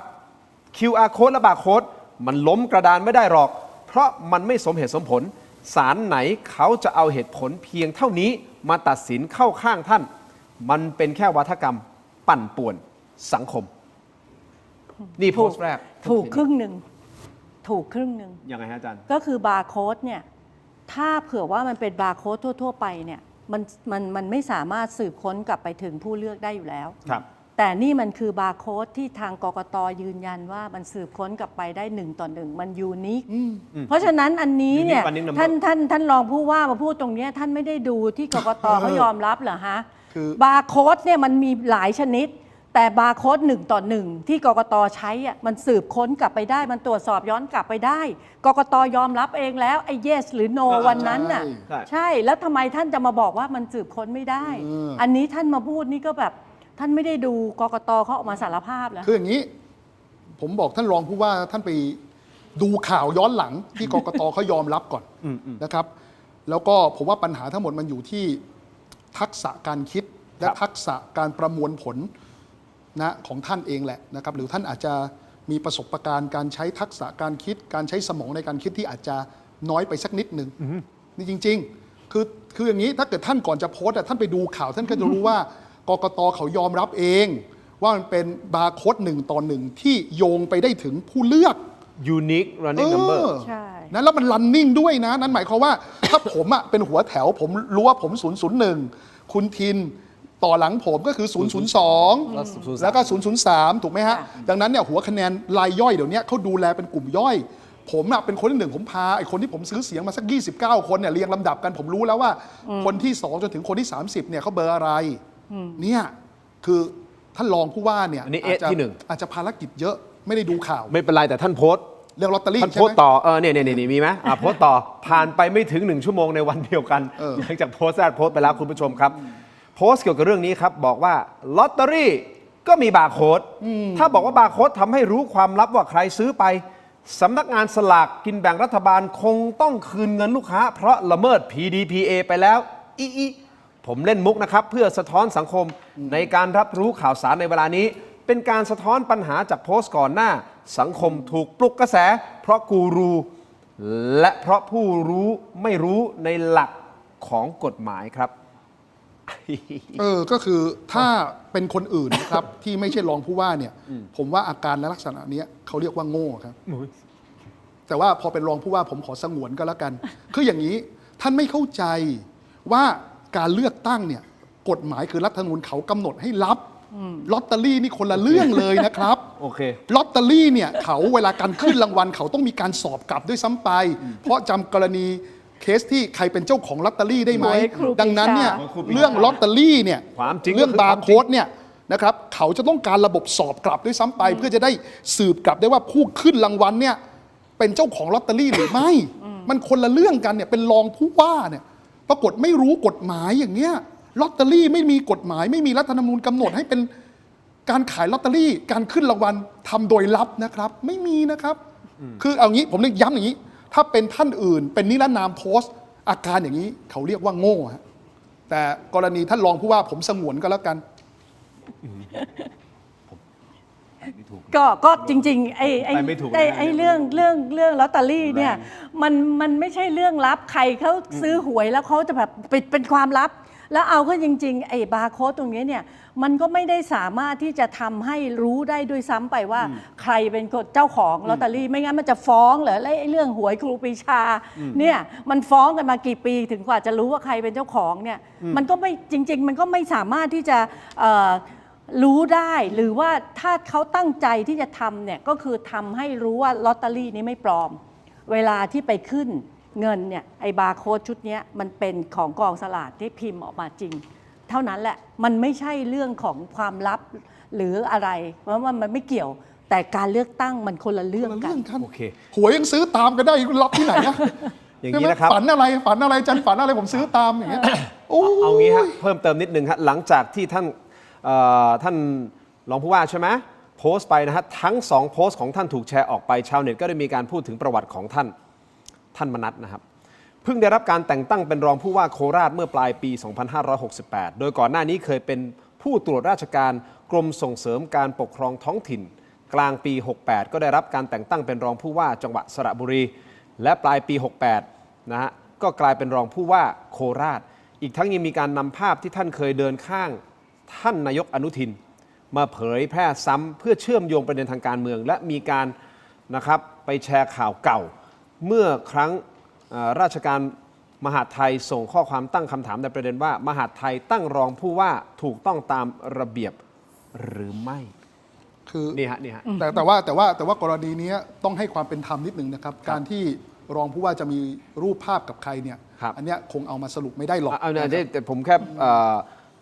มาพูดว่าโลกโซเชียลเขาวิพากษ์แล้วผมเข้าใจว่าในวันที่15กันยาเนี่ยผมก็เช็คเหมือนกันนะเอาว่าเบื้องต้นก่อนนะผมยังไม่ได้เช็คละเอียดนะวันที่15กันยาเนี่ยนะครับตอนที่มีเรื่องแต่งตั้งเนี่ยคุณอนุทินก็ไม่ได้เป็นมท.1แล้ว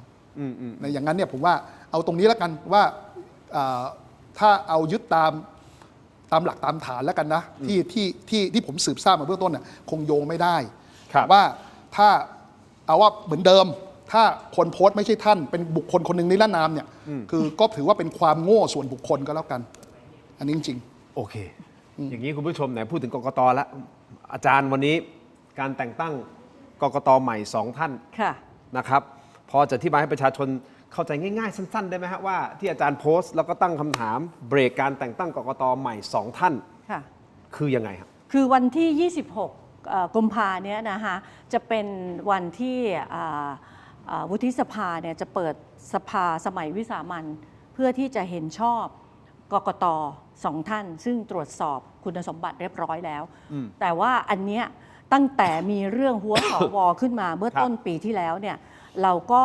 พยายามที่จะบอกกับสวเสียงข้างมากว่าคุณหยุดการที่จะ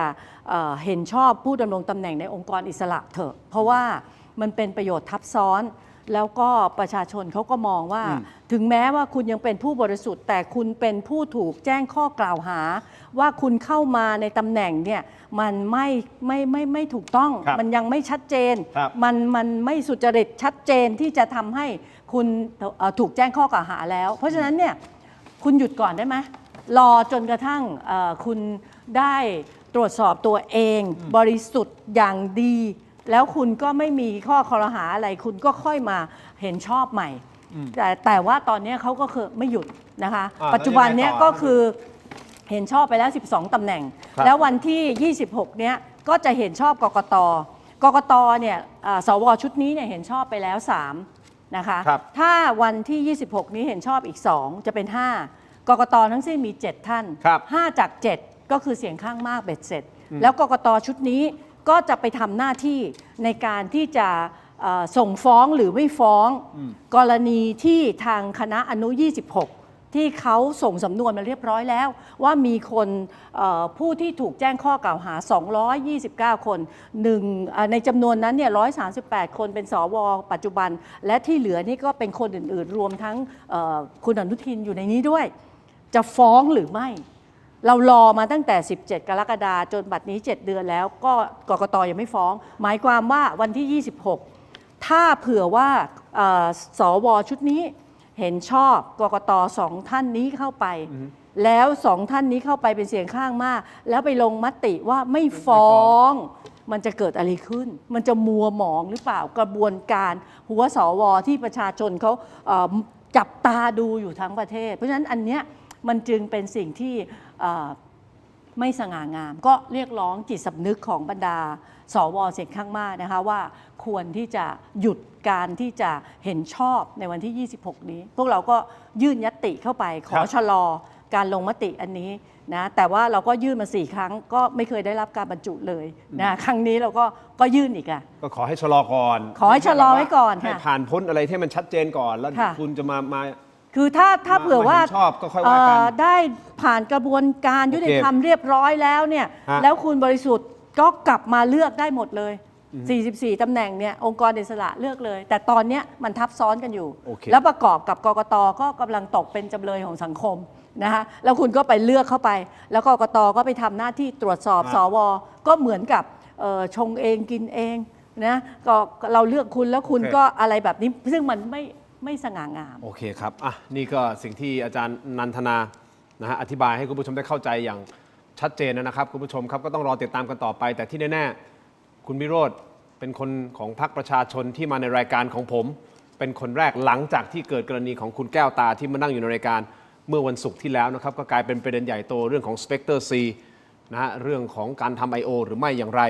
นะแล้วก็ล่าสุดก็ลามจนไปถึงเลเซอร์ ID ด้วยนะซึ่งคุณไอติมก็ไปออกรายการของพี่ยุทธนะครับกรรมกรข่าวคุยนอกจอก็มีการอธิบายในเรื่องของ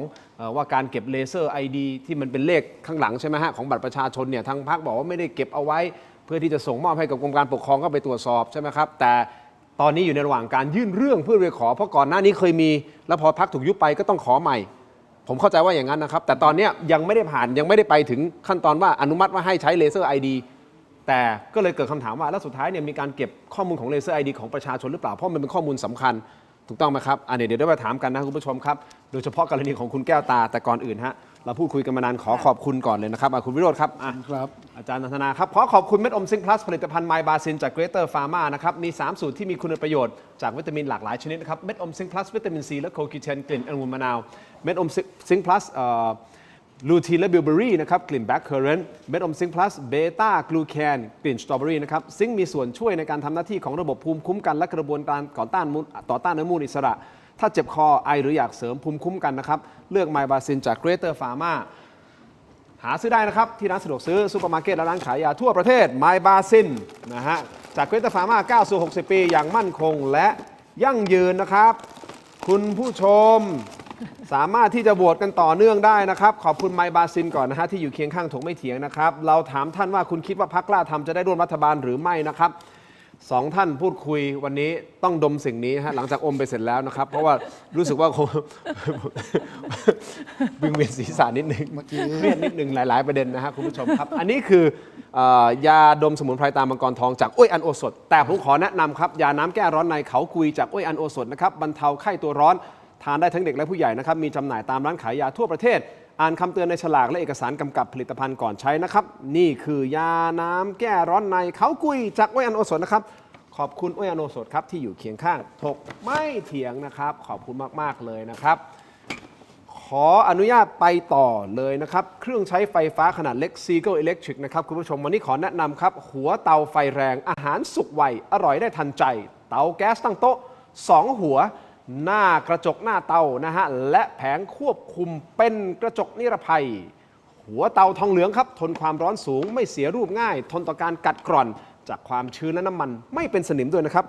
Seagull Electric ที่เครื่องใช้ไฟฟ้าขนาดเล็กที่ตอบโจทย์ทุกการใช้งานนะครับ อันนี้ Seagull Electric ขอบคุณนะครับที่อยู่เคียงข้างถกไม่เถียงและอันนี้มอบให้ฮะเป็นมินิฟู้ดช็อปเปอร์เครื่องบดสับอาหารแบบพกพาเพื่อจะได้ไปทำอาหารเวลาเดินทางไปที่ไหน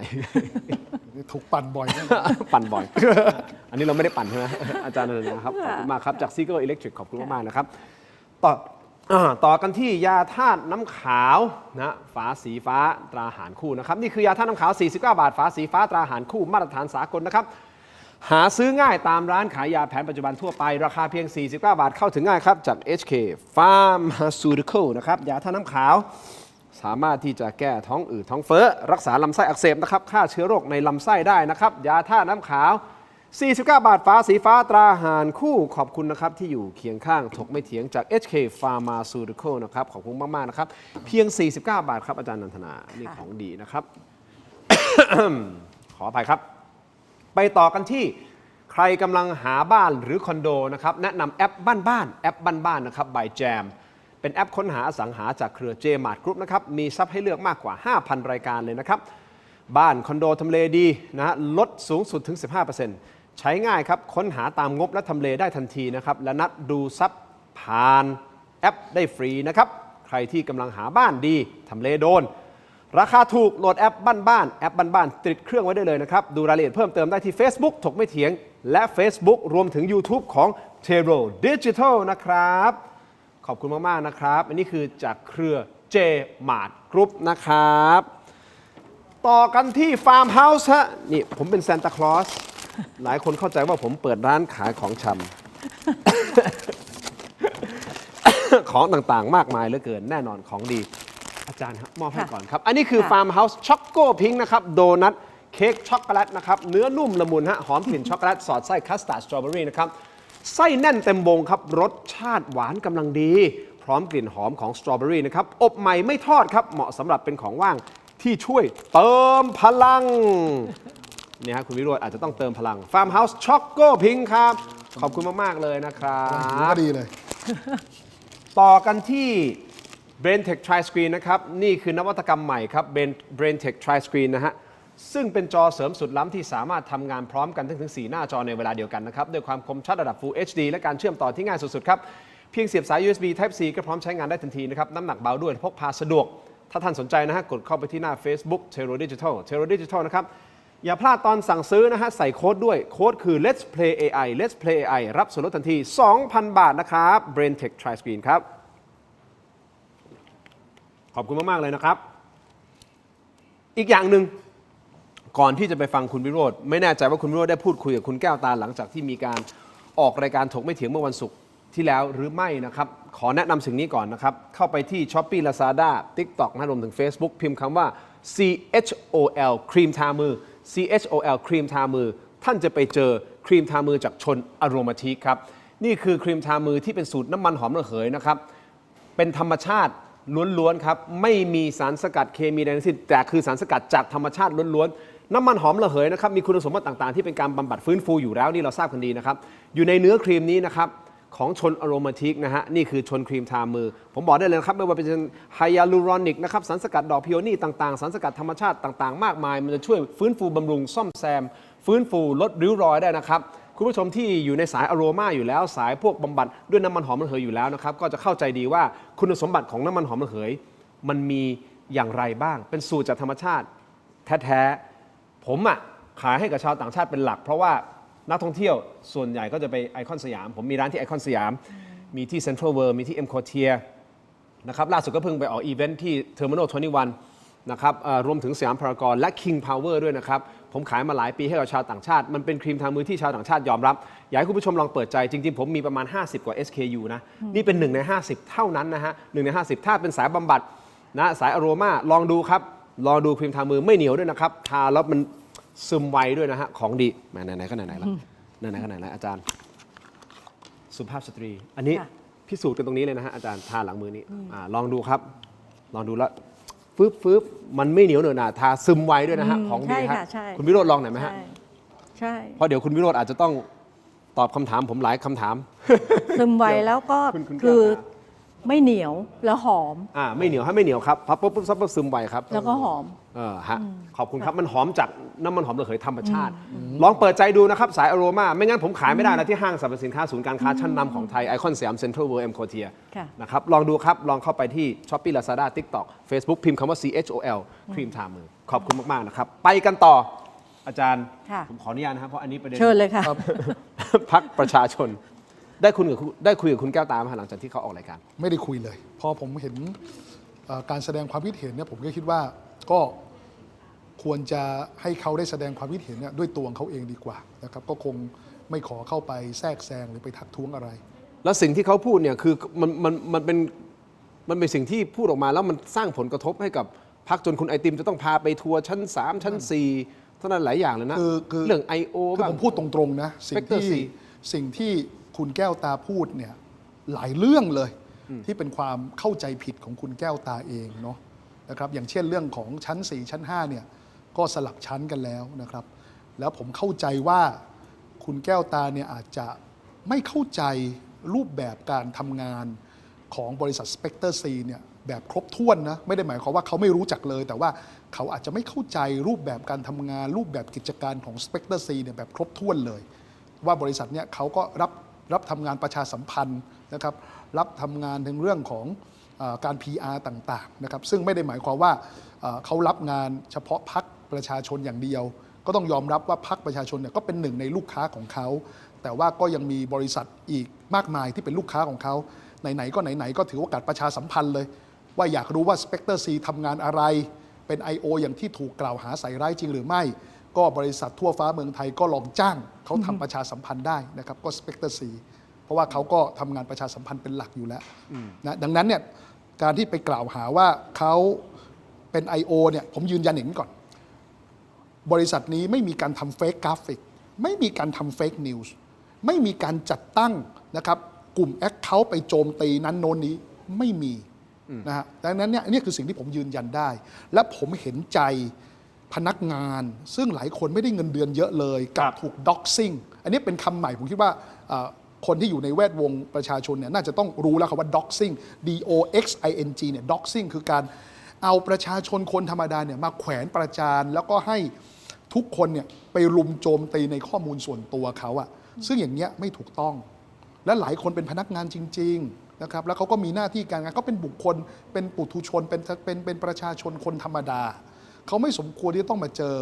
วิบากอะไรแบบนี้อันนี้ผมยืนยันได้เลยและถ้าเกิดใครสงสัยว่าบริษัทเขามีแหล่งรายได้อะไรมีกำไรยังไงก็เข้าไปค้นข้อมูลงบการเงินที่กรมพัฒนาธุรกิจการค้าได้แล้วรายชื่อผู้ถือหุ้นนะครับก็ที่มีการอาจจะเชื่อมโยงไปถึงที่ผมก็ต้องยอมรับตรงๆคือการเกิดขึ้นของ Spectre C เนี่ยแต่เดิมเนี่ยการประชาสัมพันธ์ในยุคอนาคตใหม่ใช่ไหมครับก็เราก็ทำกันเองเนาะแต่พอเราถูกยุบอนาคตใหม่เรารู้สึกว่าเฮ้ยเราควรแยกกิจการเนี่ยนะครับออกมาเป็นรูปแบบของกิจการไปเลยและถ้าเกิดพรรคการเมืองจะจ้างก็จ้างเขาจะได้ไปรับงานบริษัทเอกชนอย่างอื่นด้วยดังนั้นเนี่ยโครงสร้างมันก็ชัดเจนคือผมไม่ต้องปิดบังเลยนะครับก็ชื่อผู้ถือหุ้นผมว่าทุกคนก็ทราบได้อยู่แล้วถูกไหมฮะจากกรมพัฒนาธุรกิจการค้าแล้วมันไม่มีอะไรเลยก็ตรงไปตรงมาถูกไหมพรรคก็เป็นเหมือนลูกค้ารายหนึ่งของ Spectre C และยังมีอีกหลายบริษัทที่เป็นลูกค้าของเขามันไม่ได้จะถูกมองว่าเป็นทำธุรกิจสื่อหรอกครับแสวงหาผลกำไรของพรรคประชาชนหรือเปล่าคืออย่างนี้ฮะคือข้อห้ามเรื่องถือหุ้นสื่อเนี่ยคือคนที่จะเป็นสสนะครับสสห้ามถือหุ้นสื่อนะครับถูกไหมฮะแต่ไม่ได้หมายความถึงไอ้ตัวบริษัทไม่ได้หมายความว่าพรรคการเมืองจะจ้างบริษัทสื่อไม่ได้นะครับถูกไหมครับแล้วก็ต้องยอมรับว่าไม่มีสสคนใดที่ถือหุ้น Spectre C นะครับคือผมนึงอยากให้ความเป็นธรรมกับพนักงานทุกคนเอาอย่างน้อยๆคุณจะไปต่อว่าผู้ถือหุ้นโอเคแต่อย่างน้อยผมอยากจะปกป้องพนักงานเนี่ยที่เขาไม่ได้มีส่วนเกี่ยวข้องเนี่ยและหลายคนเขารับงานอย่างอื่นด้วยซ้ำไปเพราะว่าเขาก็เหมือนมี Account Manager ที่ต้องดูแลลูกค้าใช่ไหมครับและหลายคนเขาก็กังวลว่าลูกค้าเขาที่เป็นบริษัทเอกชนเนี่ยเขาก็อาจจะได้รับผลกระทบแล้วก็จะมีผลกระทบต่อเรื่องของการหารายได้การทำงานส่งลูกค้าอื่นๆด้วยตรงเนี้ยผมก็อยากให้ความเป็นธรรมเขาแต่หมายความว่าผมไม่ได้ปิดกั้นนะครับใครอยากจะดูงบการเงินเขาอยากจะดูข้อมูลรายละเอียดผู้ถือหุ้นรูปแบบการทำธุรกิจก็ไปขอข้อมูลจากกรมพัฒนาธุรกิจการค้าได้เลยทำไมเรื่องนี้การออกมาชี้แจงไม่ใช่คนของพรรคตั้งแต่แรกล่ะครับมีคนที่อาจจะไม่ได้เกี่ยวข้องกับเรื่องของพรรคไม่ตัวพรรคเองนะครับเพราะว่าก่อนหน้านี้ก็มีคุณด้วยความเคารพคุณช่อพนิกาออกมาพูดแทนหรือเปล่าผมไม่แน่ใจคือพูดตรงๆได้ไหมฮะคือผมเองเนี่ยอยู่กับพรรคมาตั้งแต่อนาคตใหม่เชื่อไหมผมไม่เคยเดินเข้าไปที่บริษัท Spectre C เลยเพราะเราแยกกันชัดเจนอยู่ก็อยู่กันคนละชั้นผมก็แค่อะไรก็เรียกว่าดูงานที่เขาส่งมอบนะสมัยก่อนตอนที่ผมทำงานเป็นสสเนี่ยผมยืนยันเลยผมไม่เคยเดินเข้าไปที่บริษัท Spectre C เลยเพราะเราถือว่าเป็นการแบ่งแยกการทำงานกันอยู่แล้วอย่างนั้นเป็นเรื่องปกติที่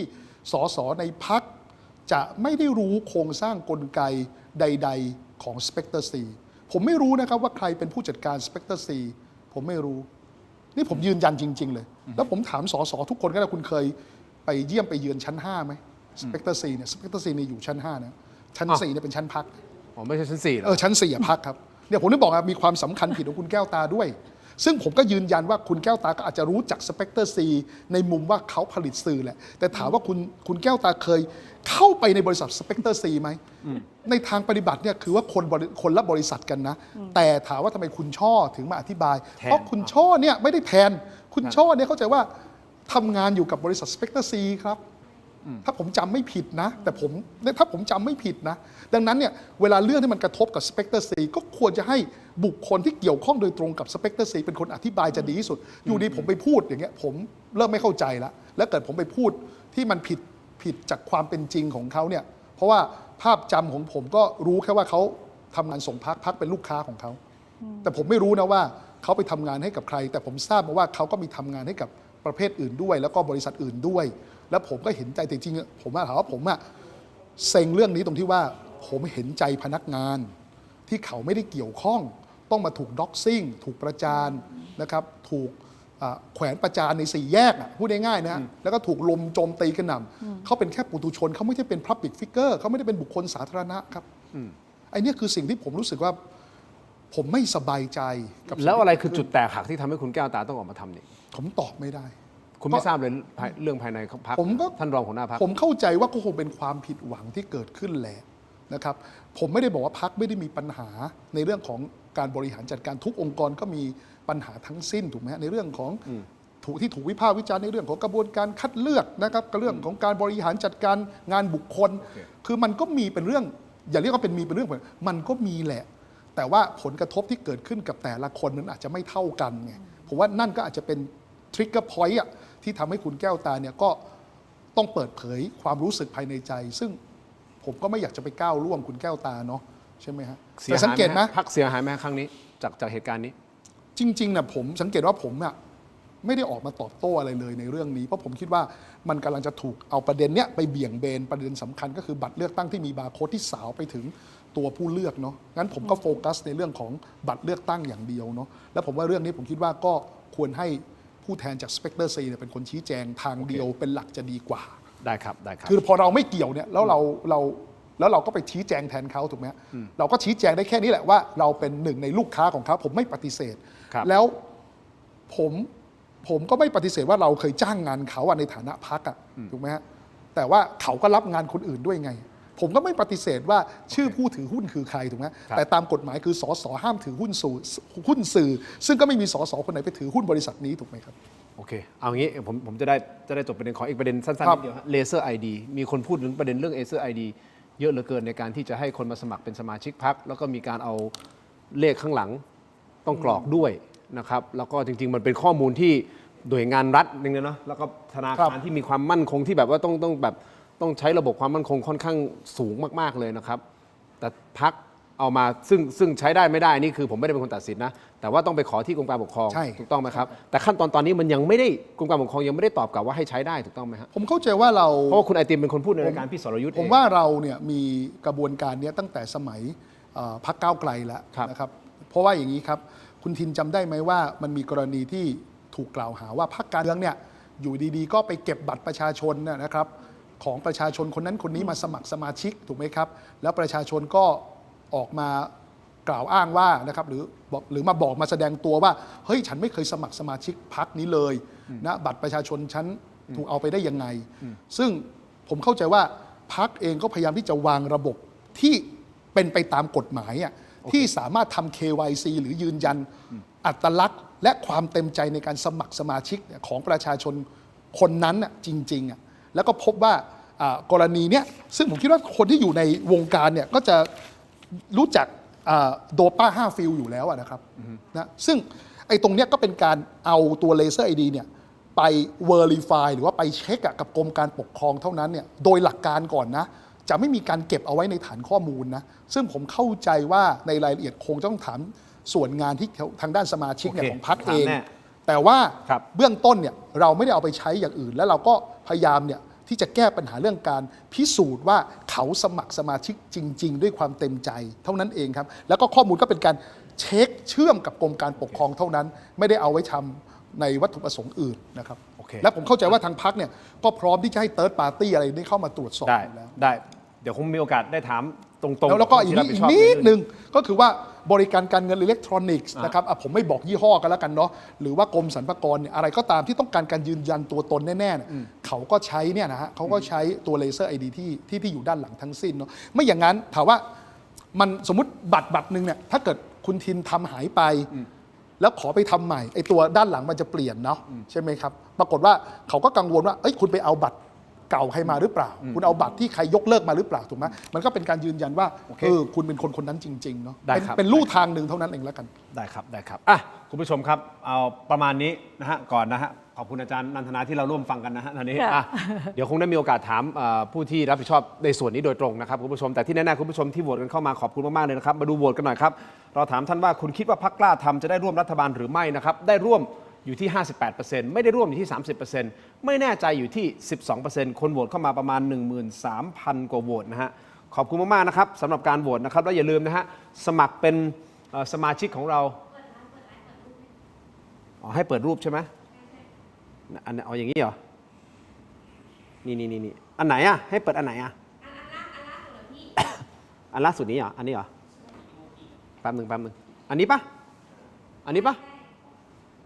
นี่มันจะมีกากบาทหลายๆสีเป็น1 เดือน 2 เดือน 3 เดือนอันนี้กี่เดือนเรามีกากบาทหลายสีเพื่อที่จะอยู่หลังชื่อของท่านนะฮะถ้าท่านสมัครเป็นเทโรดิจิทัลพรีเมียมนะครับใน YouTube ของเรานะครับแล้วก็ยังมีอีโมจิที่กำหนดเองสามารถใช้แสดงความคิดเห็นต่างๆนะฮะมีรูปหน้าผมด้วยเหรอ แล้วก็มีคุณวิโรจน์ด้วยนะมีอาจารย์นันทนาด้วยนะครับแล้วเดี๋ยวเปลี่ยนไปแต่ละวันนะฮะว่าแต่ละวันจะเป็นใครอะไรยังไงสามารถสมัครเข้ามาฮะเดือนละ35 บาทนะฮะและมีคอนเทนต์แบบ Exclusive ด้วยเฉพาะYouTube Premium Tero Digital ตรงนี้นะครับขอบคุณมากๆเลยนะครับขอบคุณสำหรับการโดเนทที่โดเนทกันเข้ามาด้วยนะครับขอบคุณทุกท่านสำหรับการติดตามทุกการโหวตแล้วก็แน่นอนฮะทุกคอมเมนต์ขอบคุณมากๆเลยนะครับแสดงความคิดเห็นกันได้วันนี้ขอบคุณอาจารย์นันทนาแล้วก็คุณวิโรจน์ขอบคุณครับขอบคุณคุณผู้ชมครับทั้งหมดนี้คือตรงไม่เถียงลาไปก่อนครับสวัสดีครับ